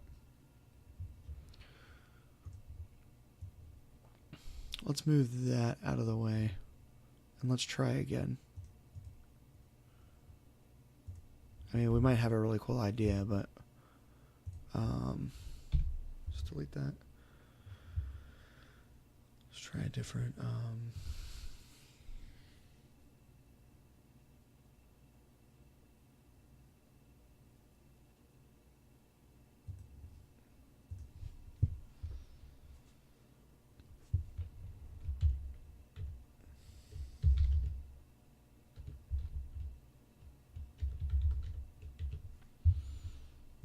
So if we do that, what about you, Thak? What games do you like to play?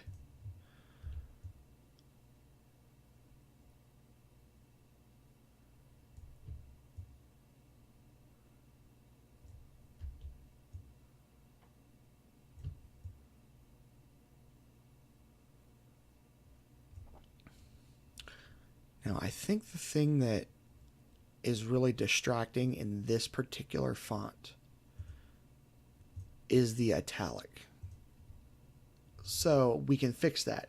In a font, you can always fix that. It's very easy. So let's go ahead and rasterize it so that we can edit it. Let's go to Edit, Transform, and I want to warp it. Or no, I'm sorry. I want to skew this. Edit, Transform, and we're going to skew. So now it's just as simple as dragging this 26 degrees.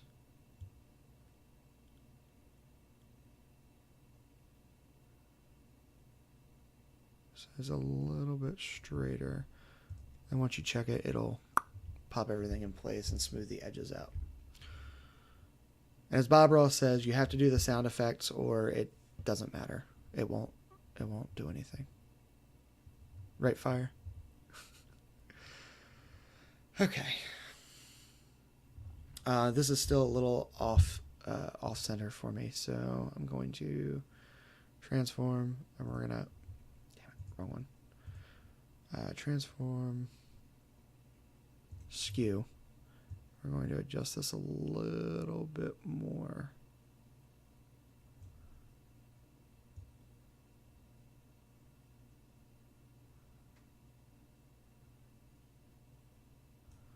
Just like that. Boop. There we go.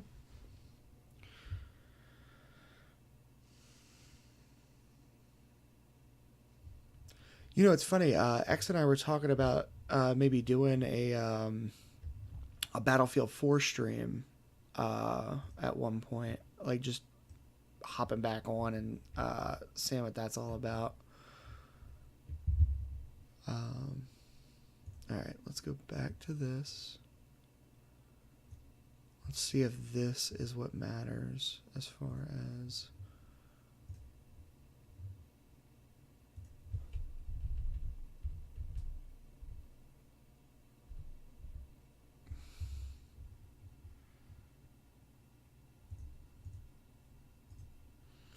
Let's rasterize that and let's try this effect one more time.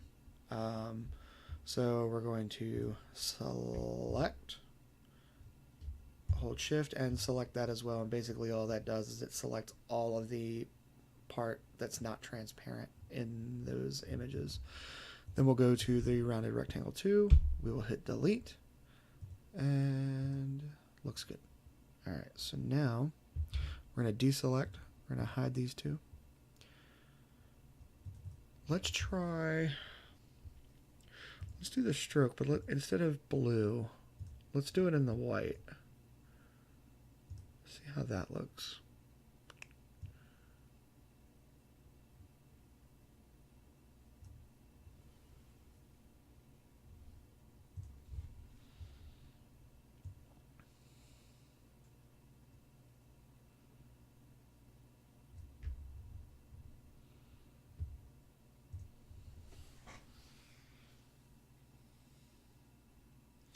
No, I don't think I like this. I don't think it's a good fit for this banner just because we have a darker banner. If this were a lighter banner, I guess I could do this in white. Let's try that. So with this, we'll go back into the rectangle tool. Oh, wait a minute. Because I rasterized this, now I can't go into editing it. So we'll go into here, and I will just do a color overlay. Ooh, that's what the problem is. I'm doing the wrong one. My fault.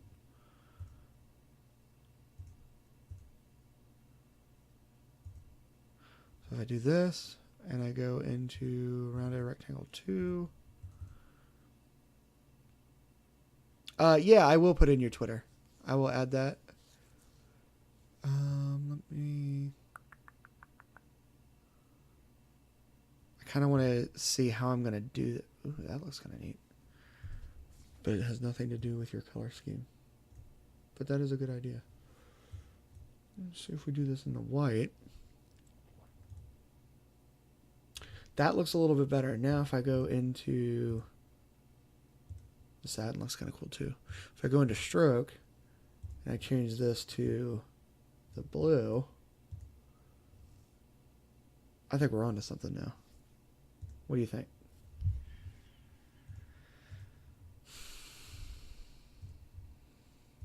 And then that way I can adjust these however I want to. And then like if I'm going to add the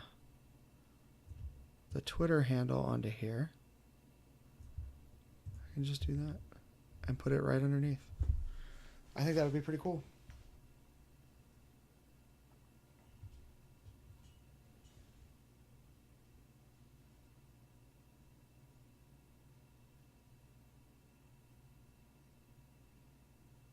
Yeah, I like this. I think this is really neat looking. All right, so now we're going to go ahead and do it again. So now that I know what I want, delete that. Let's get these two up. We are going to select these two and move them up just like that. Shrink it down a little bit. I kind of want it, I don't know, I may play with the centering I don't know yet. Let me go back into my file. Oh, game graphics, social media, and the white ones. There we go. So now we'll throw this in here. We're going to go to Twitter, grab that file, toss it right in here.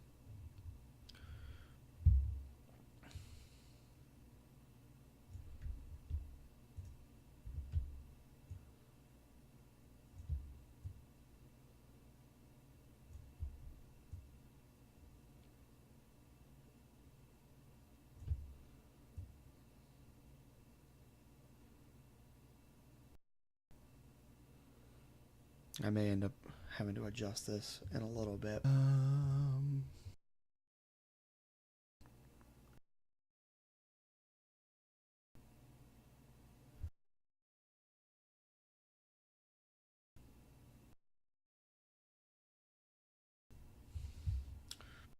Doesn't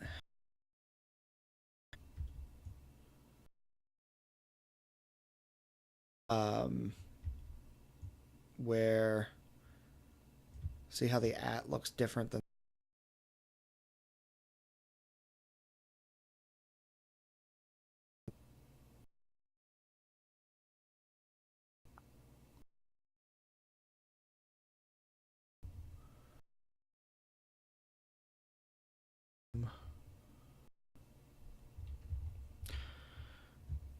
you guys get to see a little bit of pen tool work. I'm not the best with pen tools, but we'll figure it out.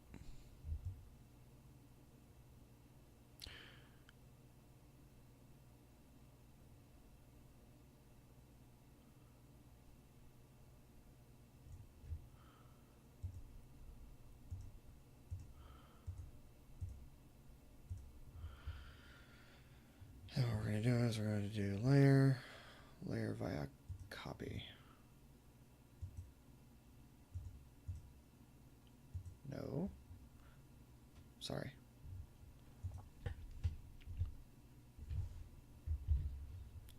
I'm going to right click and I want to make selection. There we go. Now I want to do layer, new, and layer via cut. I'll delete that.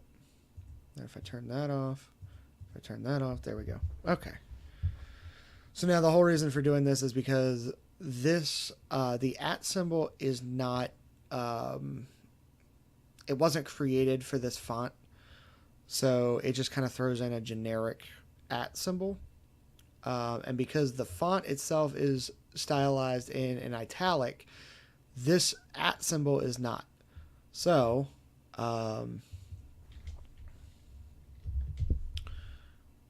just make sure, yeah. So this, we're going to move this a little bit that way. And then this, we're going to edit, transform, and now if we skew it, it's not going to matter. And then I will adjust that. Check. Just like that. Make sense? All right. Now, I want to go, delete this one altogether.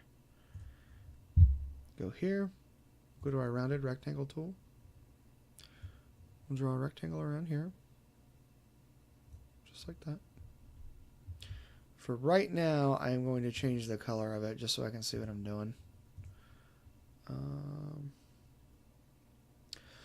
So Illustrator is going to be the next thing that I try to tackle. I personally have never used it. I do have it because of the licensing that I have with Adobe. So I do have access to it. I personally have never used it. I think it's really cool in terms of like logo creation and things like that. It's just one of the things that I have not tackled yet.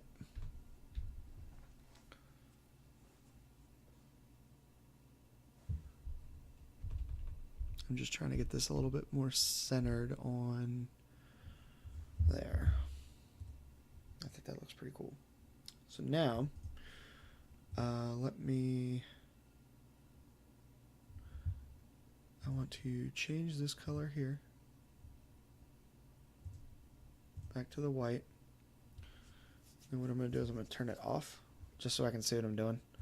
And then we will Control-Shift-Select all of that. We'll click our rounded rectangle. We'll delete. And then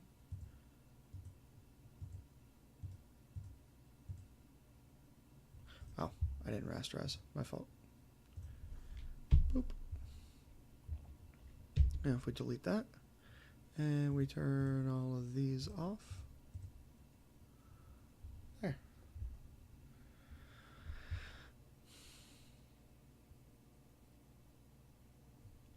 And then I think I'm going to resize this just a little bit to kind of give, and I don't know if I want it centered with the text. Ooh, that might look kind of cool. Just to kind of give it a little bit of a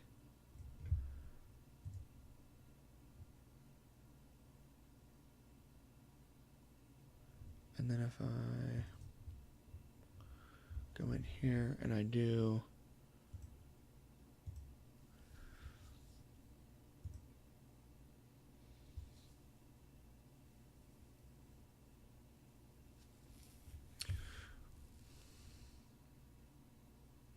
yeah, I'm definitely gonna have to check out Illustrator just because it's another one of the things that I don't know, and I enjoy learning new things.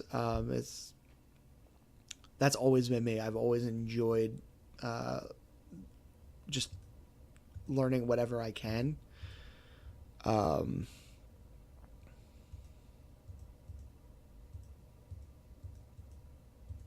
So that is definitely next on my list. What have I done again?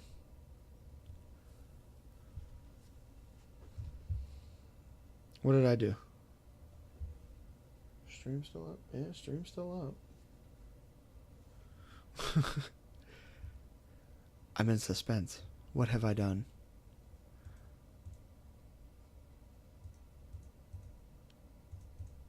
That's kind of cool. We'll do that.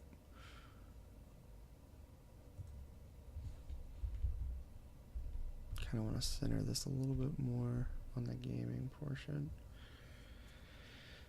And then, stop it. This is, believe it or not, this is, it's fairly simple stuff. It's just, if nobody actually takes the time to show, then the communities don't grow. If the communities don't grow, well, then you got a bunch of people that are just making videos and everybody else is kind of getting disheartened by it because they don't know how to do it. Now I just added a little bit of a drop shadow onto the gaming portion here just to kind of give this a little bit more depth. So it definitely looks like gaming is on top of everything else, which I think is kind of cool because your eye just naturally wouldn't see that. So I think we're getting fairly close. So now what I want to do is I want to start adding some type of texture to the text and this banner bar down here.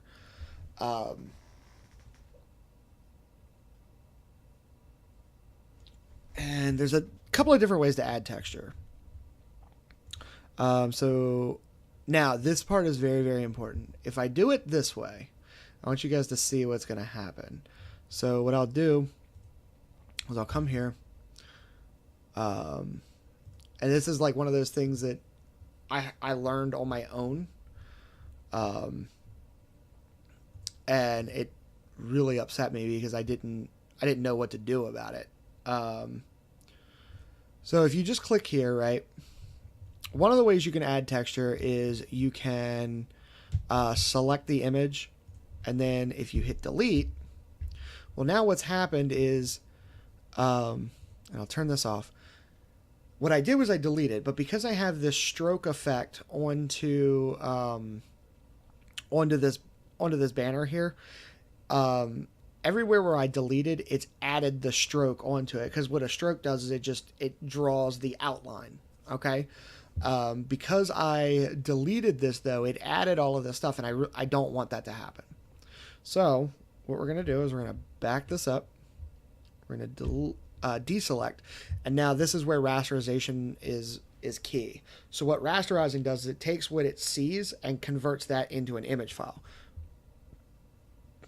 So in this case, we're going to rasterize this stroke and this drop shadow.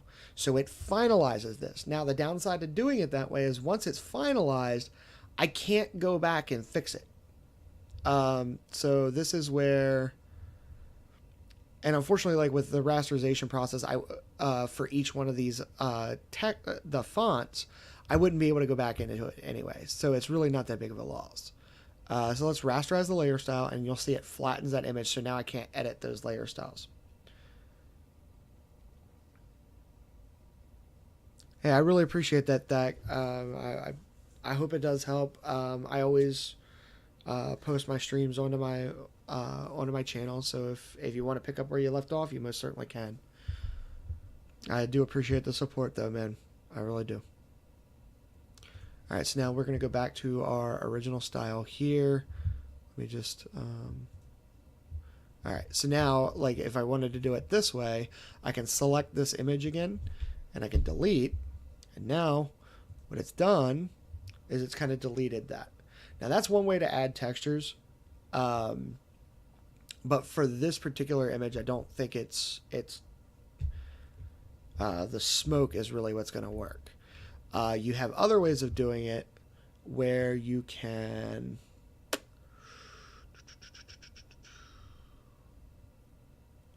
And see the gaming, I'm going to rasterize all of these now.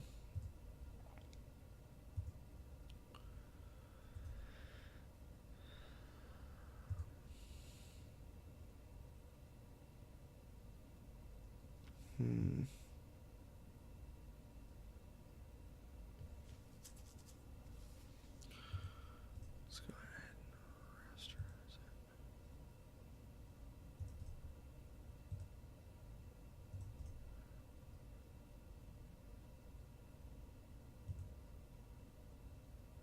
All right, so now I've gone ahead and rasterized all of these images. These I can get rid of. And that's another thing too, guys. You got to think about when you're doing this. The more stuff you have going on, the more images you pop in here, the bigger your PSD file is going to be, and after that, your JPEGs and your PNGs as well. Just because you do have so much going on. So anything that you don't need, get rid of. If you're looking to upload it. All right, let's add some texture. Let's go into gaming, because this is the center point. This is where your eyes are automatically focusing on, because it is on top of everything else. And that effect is also sold with the drop shadow that I added. So now we have a little bit of shadow here, the shadow from the bullet going through, and the shadow on the bullet, the shadow underneath here. So it's not flat anymore. This is definitely a different, a three-dimensional, there's a lot going on with it. So let's go into here. I want to make sure I'm on my gaming layer. Now, I think a cool way to do this is going to be a blend. All right. Now, bear with me. If I create... Where'd that go? It's on top.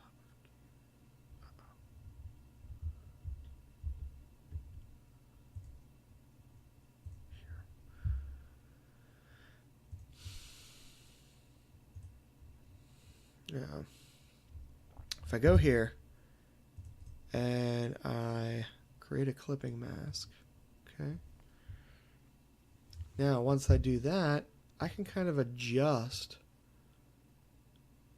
where this is, where it goes. And because I did it in the same color as the stroke, it kind of blends naturally. And then I want to change the opacity of it, just to kind of give this just a little bit more texture. You don't want to distract away from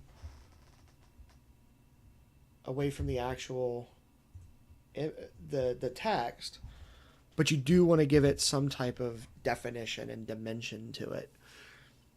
And I think we're going to subscribe to the old adage, you know, less is definitely more. And I think just that little hint of that blue smoke in there kind of gives this all it really needs. I mean, you could go in and do, if I go in here and I do like an outer glow, I could do an inner glow. I could do a bevel, but none of that really. I think it starts to get a little too busy then.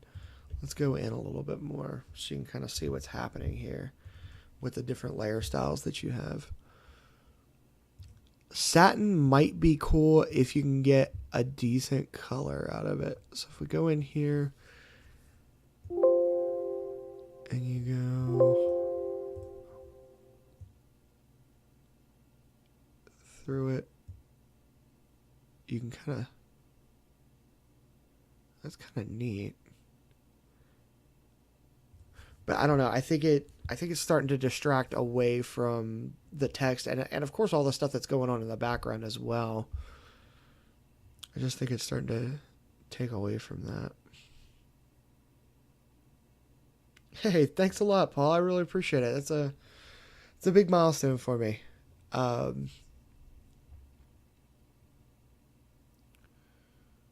think this is,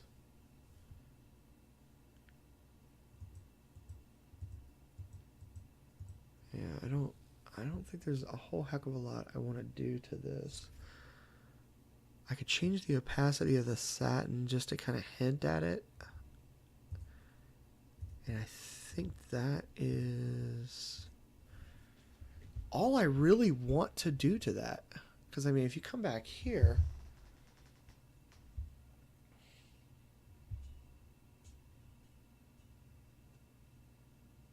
I think this is looking pretty good.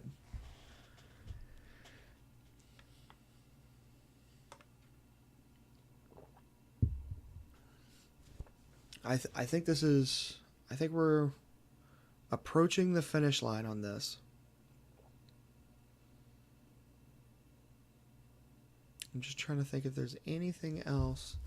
I mean, you could, if I go into the handgun, if I go into the character, you could do, of course I'm doing a copy of him, and I go into stylize, find edges, and I darken. It looks kind of neat. Now with this part,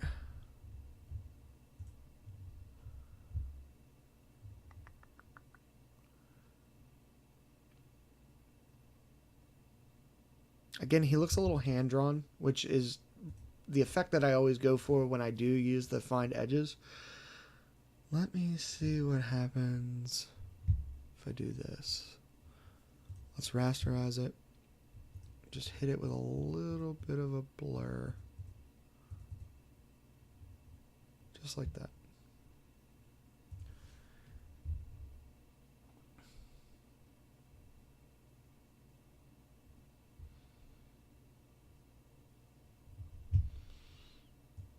Change the opacity a little bit because he's kind of getting washed out.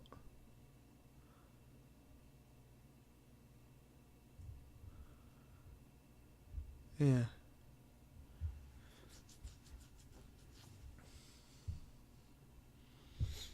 Yeah, I think if I started to do a little anything else to it, it might start distracting away from the overall design. It might get a little too busy. There's definitely some things that I really think are cool in this. And then I always like to do this just to see where it came from.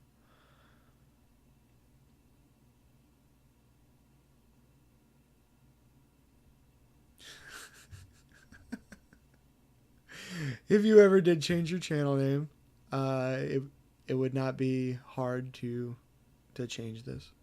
It really wouldn't. Um, but of course, I would hope you wouldn't, just because I've always known you as Luciola Gaming. So, but I think I don't know. What do you guys think? Do you have anything else that you think we should do in this? Or actually, I'm sorry, I know one.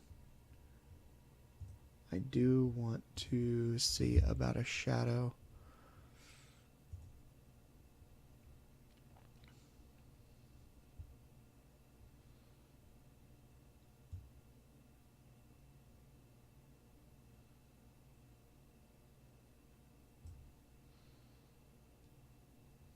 God, I hate you so much.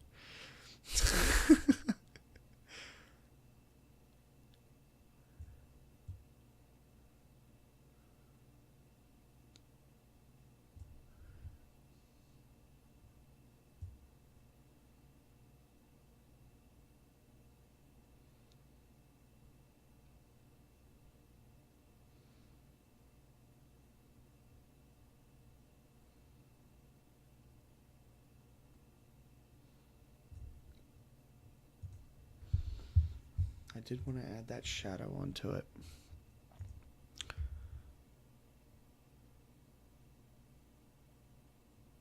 Some smoke in the chamber of the gun. All right, so that's fairly simple. What we want to do? Let's go here. Let's go here. Now,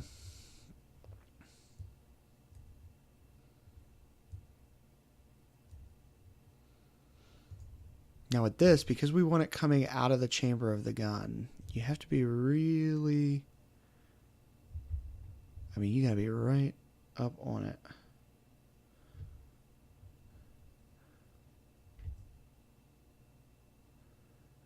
And then you want to adjust. Oh, of course it would help if it was white. And I want to... Actually, I'm going to move this that way. And then all I'm doing is I'm just changing the direction of how the brush goes. Something like that.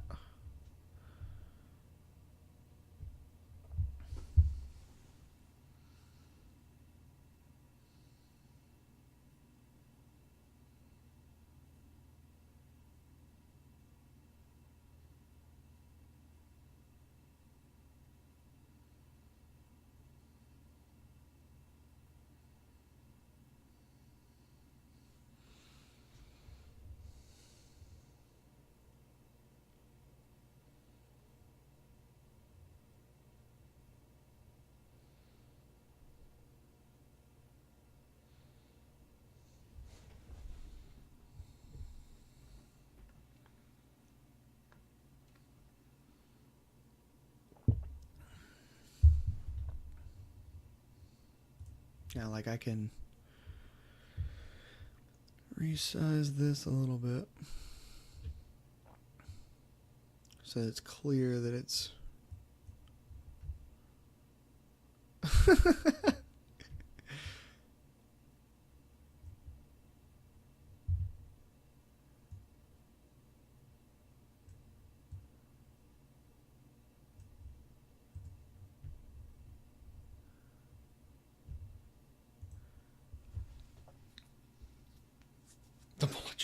Yeah, it definitely did, didn't it? Now that I'm sitting here looking at it, if you grab a guideline,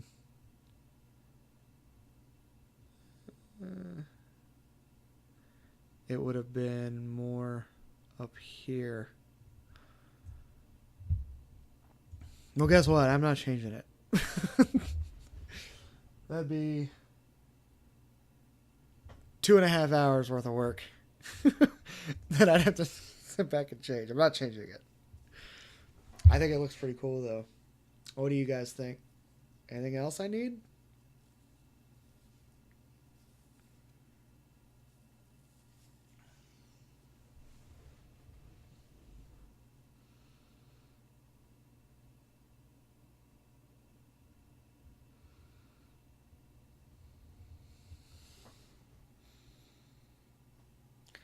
And the fact that we have all of this text here right in our seam really helps sell the blending of these two images together.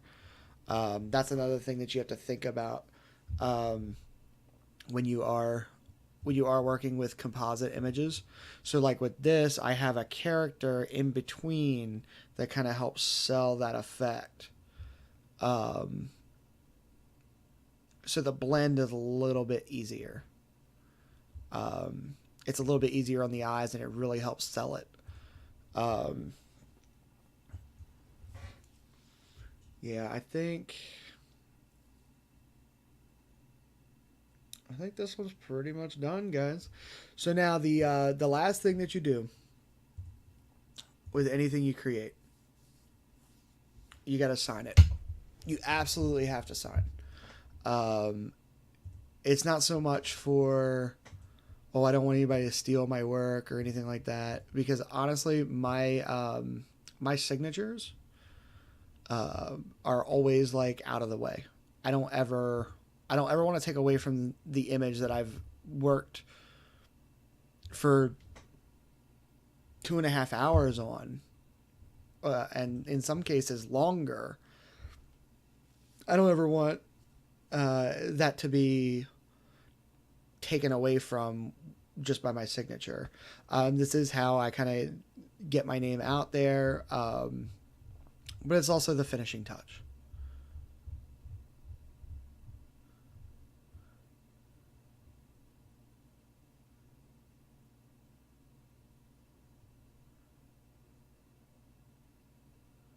We'll see, Fire, what's going to happen is when you go to, when you do upload this, your logo is automatically going to appear right here, right in this area.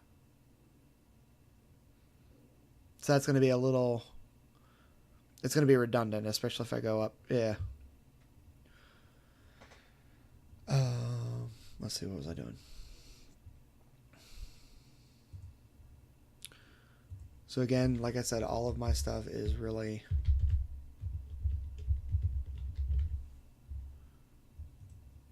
out of the way. It's unobtrusive as possible.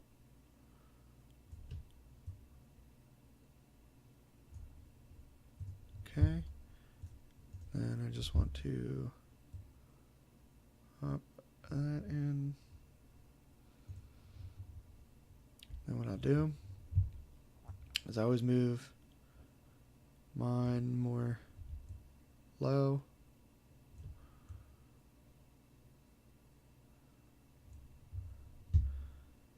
And then I change, oh, you always have to approve it. And then I change the opacity to something really low so it doesn't take away from anything else we've done. No, it's not about that. I always like to sign my work. But I think this one's pretty much done, you guys. I'm fairly happy with it. Now what'll happen is I'll go in and I'll inspect it a couple of hours later, and I'll be like, damn, look at that one little pixel out of the way.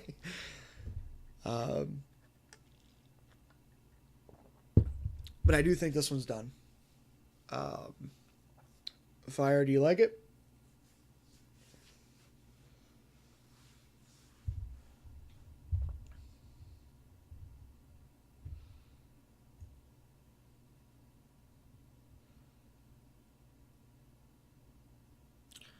Fire, you have my permission to do anything you wish. If that's something that you want to do, you absolutely most certainly can. It is not required whatsoever.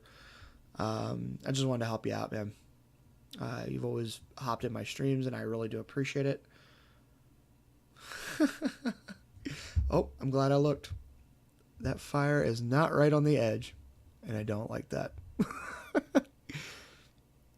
Now, I haven't been naming my damned images, so that kind of... There we go. There we go. So glad I looked, because that would have annoyed the piss out of me.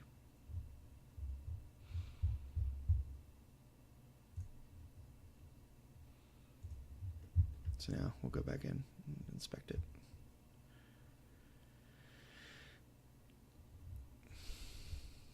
I am really glad you like it. Again, I just like to help out. If anybody needs channel art, please send them my way. I like doing stuff like this. And honestly, the stream was like a lot of fun. I honestly thought this was going to be boring for the viewer. I really thought this was going to be boring. But if it helped out, if I was able to answer some questions for you guys, if you enjoyed it, then I may do this again. I don't know. Definitely send anybody my way that needs channel art. I'd be glad to help. But I'm just taking one final look just to make sure everything looks good. There's nothing that I want to change.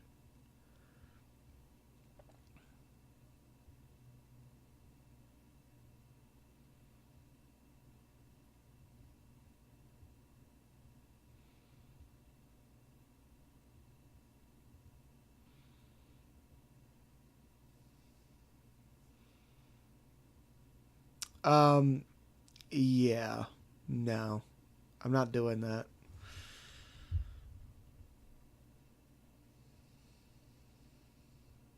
Absolutely.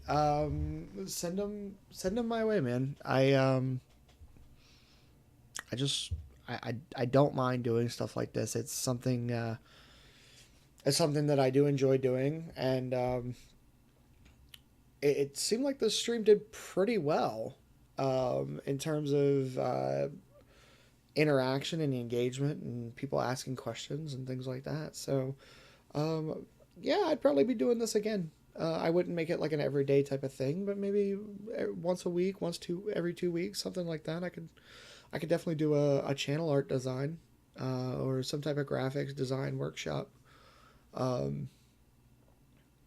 Yeah, I think it's a neat idea, and I don't see too many people doing live streams of this.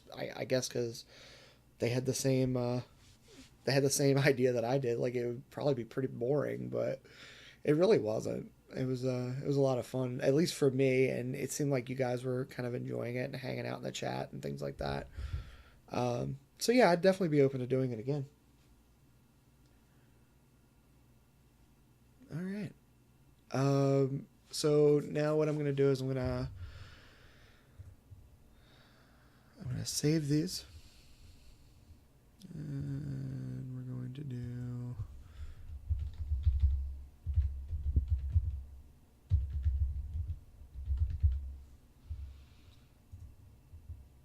Now that's the PSD that I'm saving.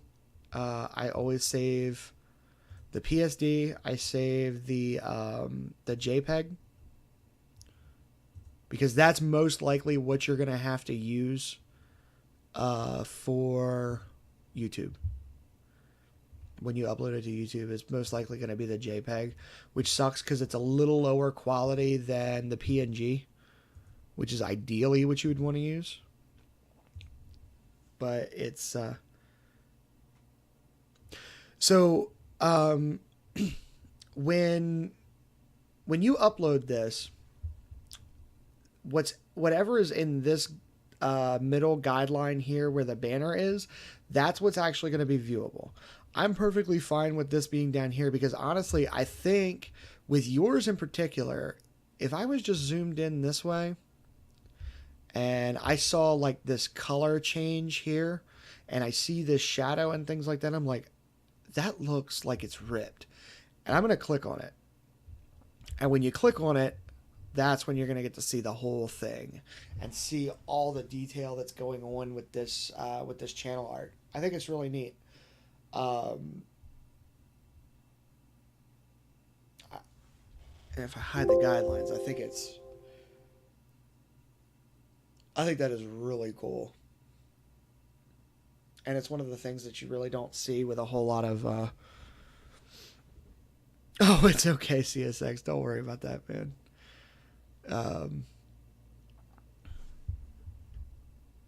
It's one of those things that you don't really get to see a whole lot of as far as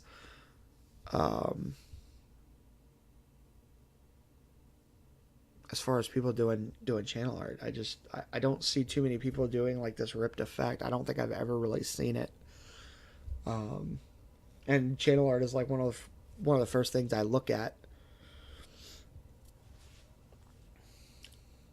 But I think this is cool.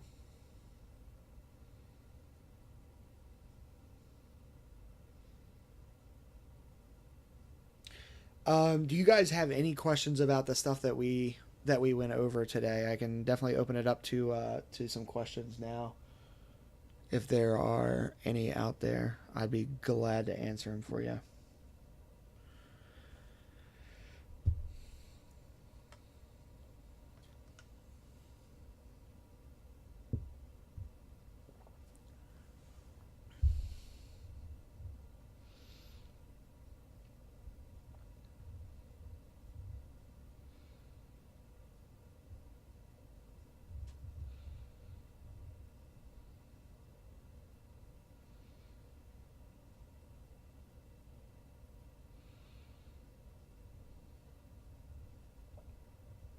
I'm just kind of giving this a final look.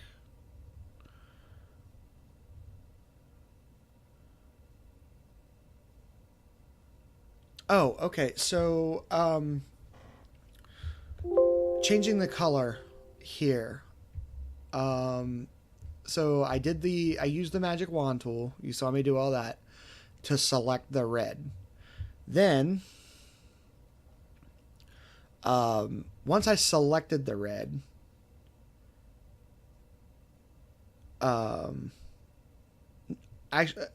give me 1 second, CSX. Let me answer his question. I'll come right back to yours because I'll show you just like a quick rundown of what happened with this. I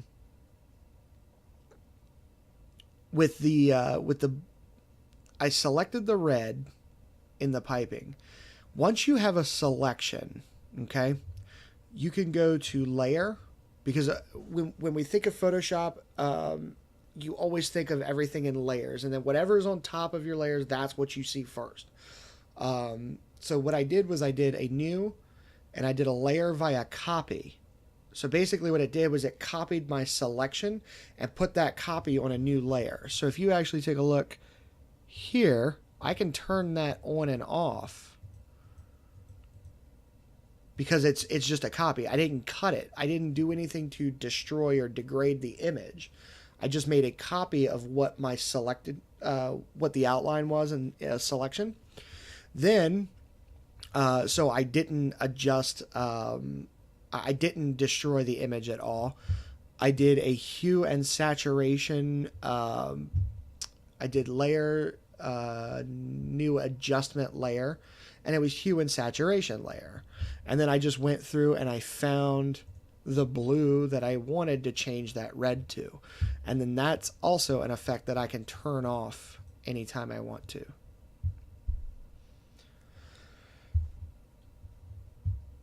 All right, so CSX, to answer your question, no, this is in Photoshop, when you're taking different images and you're piecing them all together or you're blending them together, you're creating what's called a composite image.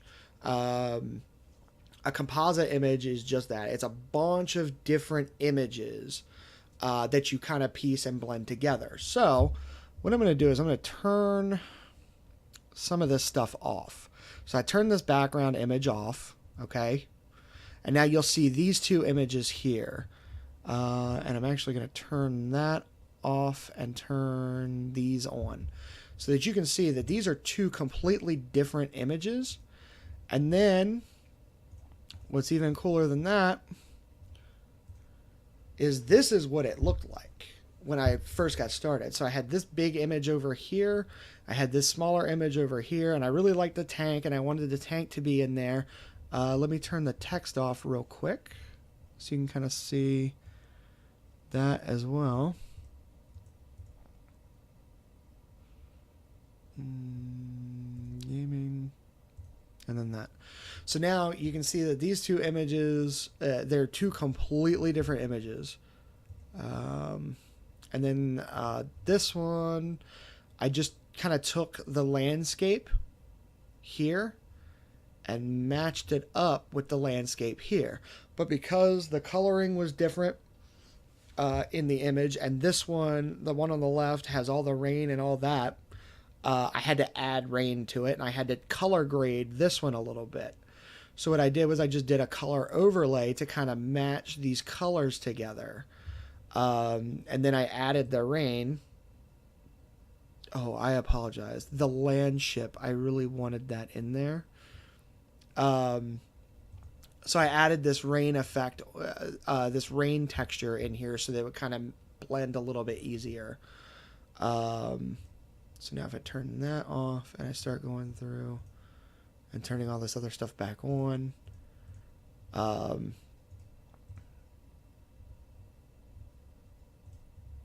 there. Now you should see everything. So Photoshop, Adobe Creative Cloud is really, really cool. Basically, you can piecemeal what you need as far as like, okay, if I don't need Lightroom, I don't have to pay for Lightroom.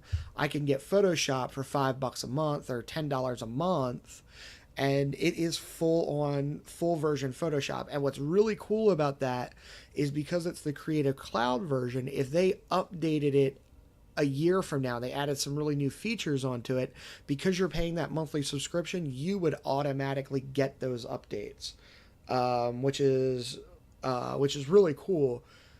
Because if you went and purchased Photoshop, first off, Photoshop Creative Suite 6, that's like a $400 or $500 program.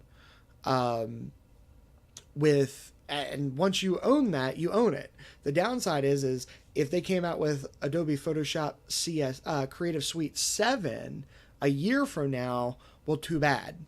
But by doing the monthly subscription, you automatically get the new updates with the new features and things like that. And it's around $5 or $10 a month. It's really, really awesome. And they have a bunch of different other things on there too. Like you can get Adobe Premiere Pro CC, which is what I use to edit my videos. You can get Adobe After Effects, which is how I did all the animations. So like the animated the overlay that I have at the bottom of the screen right now, this is the same one that I use for the Rainbow Six streams, but you can see how the text and social media icons fade in and out. That was all done through After Effects.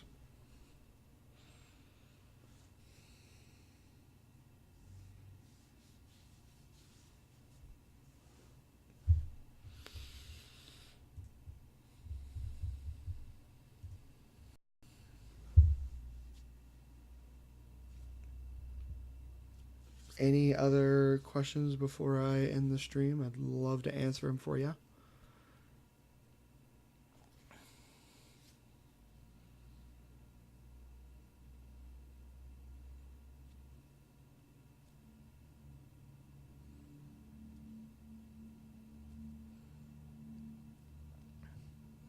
And like I said, so if you do need some channel art, you don't feel like... Oh, CSX, I can definitely help you out, man. No, I don't charge small YouTube channels. It's not about making money off of it. It's about helping you grow your channel. So if it's something that you want to do, if you want me to help you out with your channel art, definitely just send me a message, and I would be more than happy to help you out.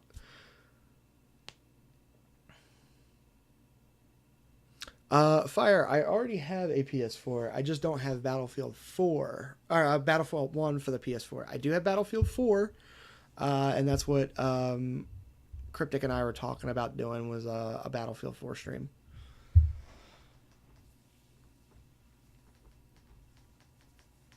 Just kind of hop back into that game and see what the gameplay is like.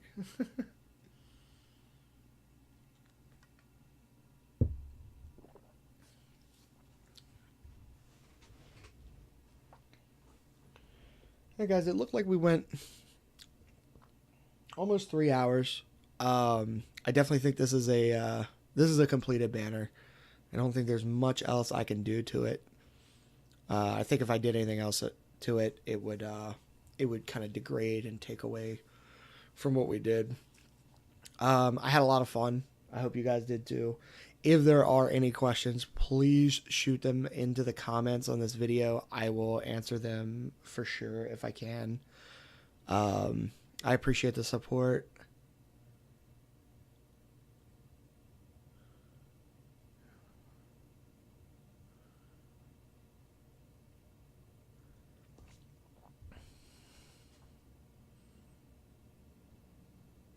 Hang on one second.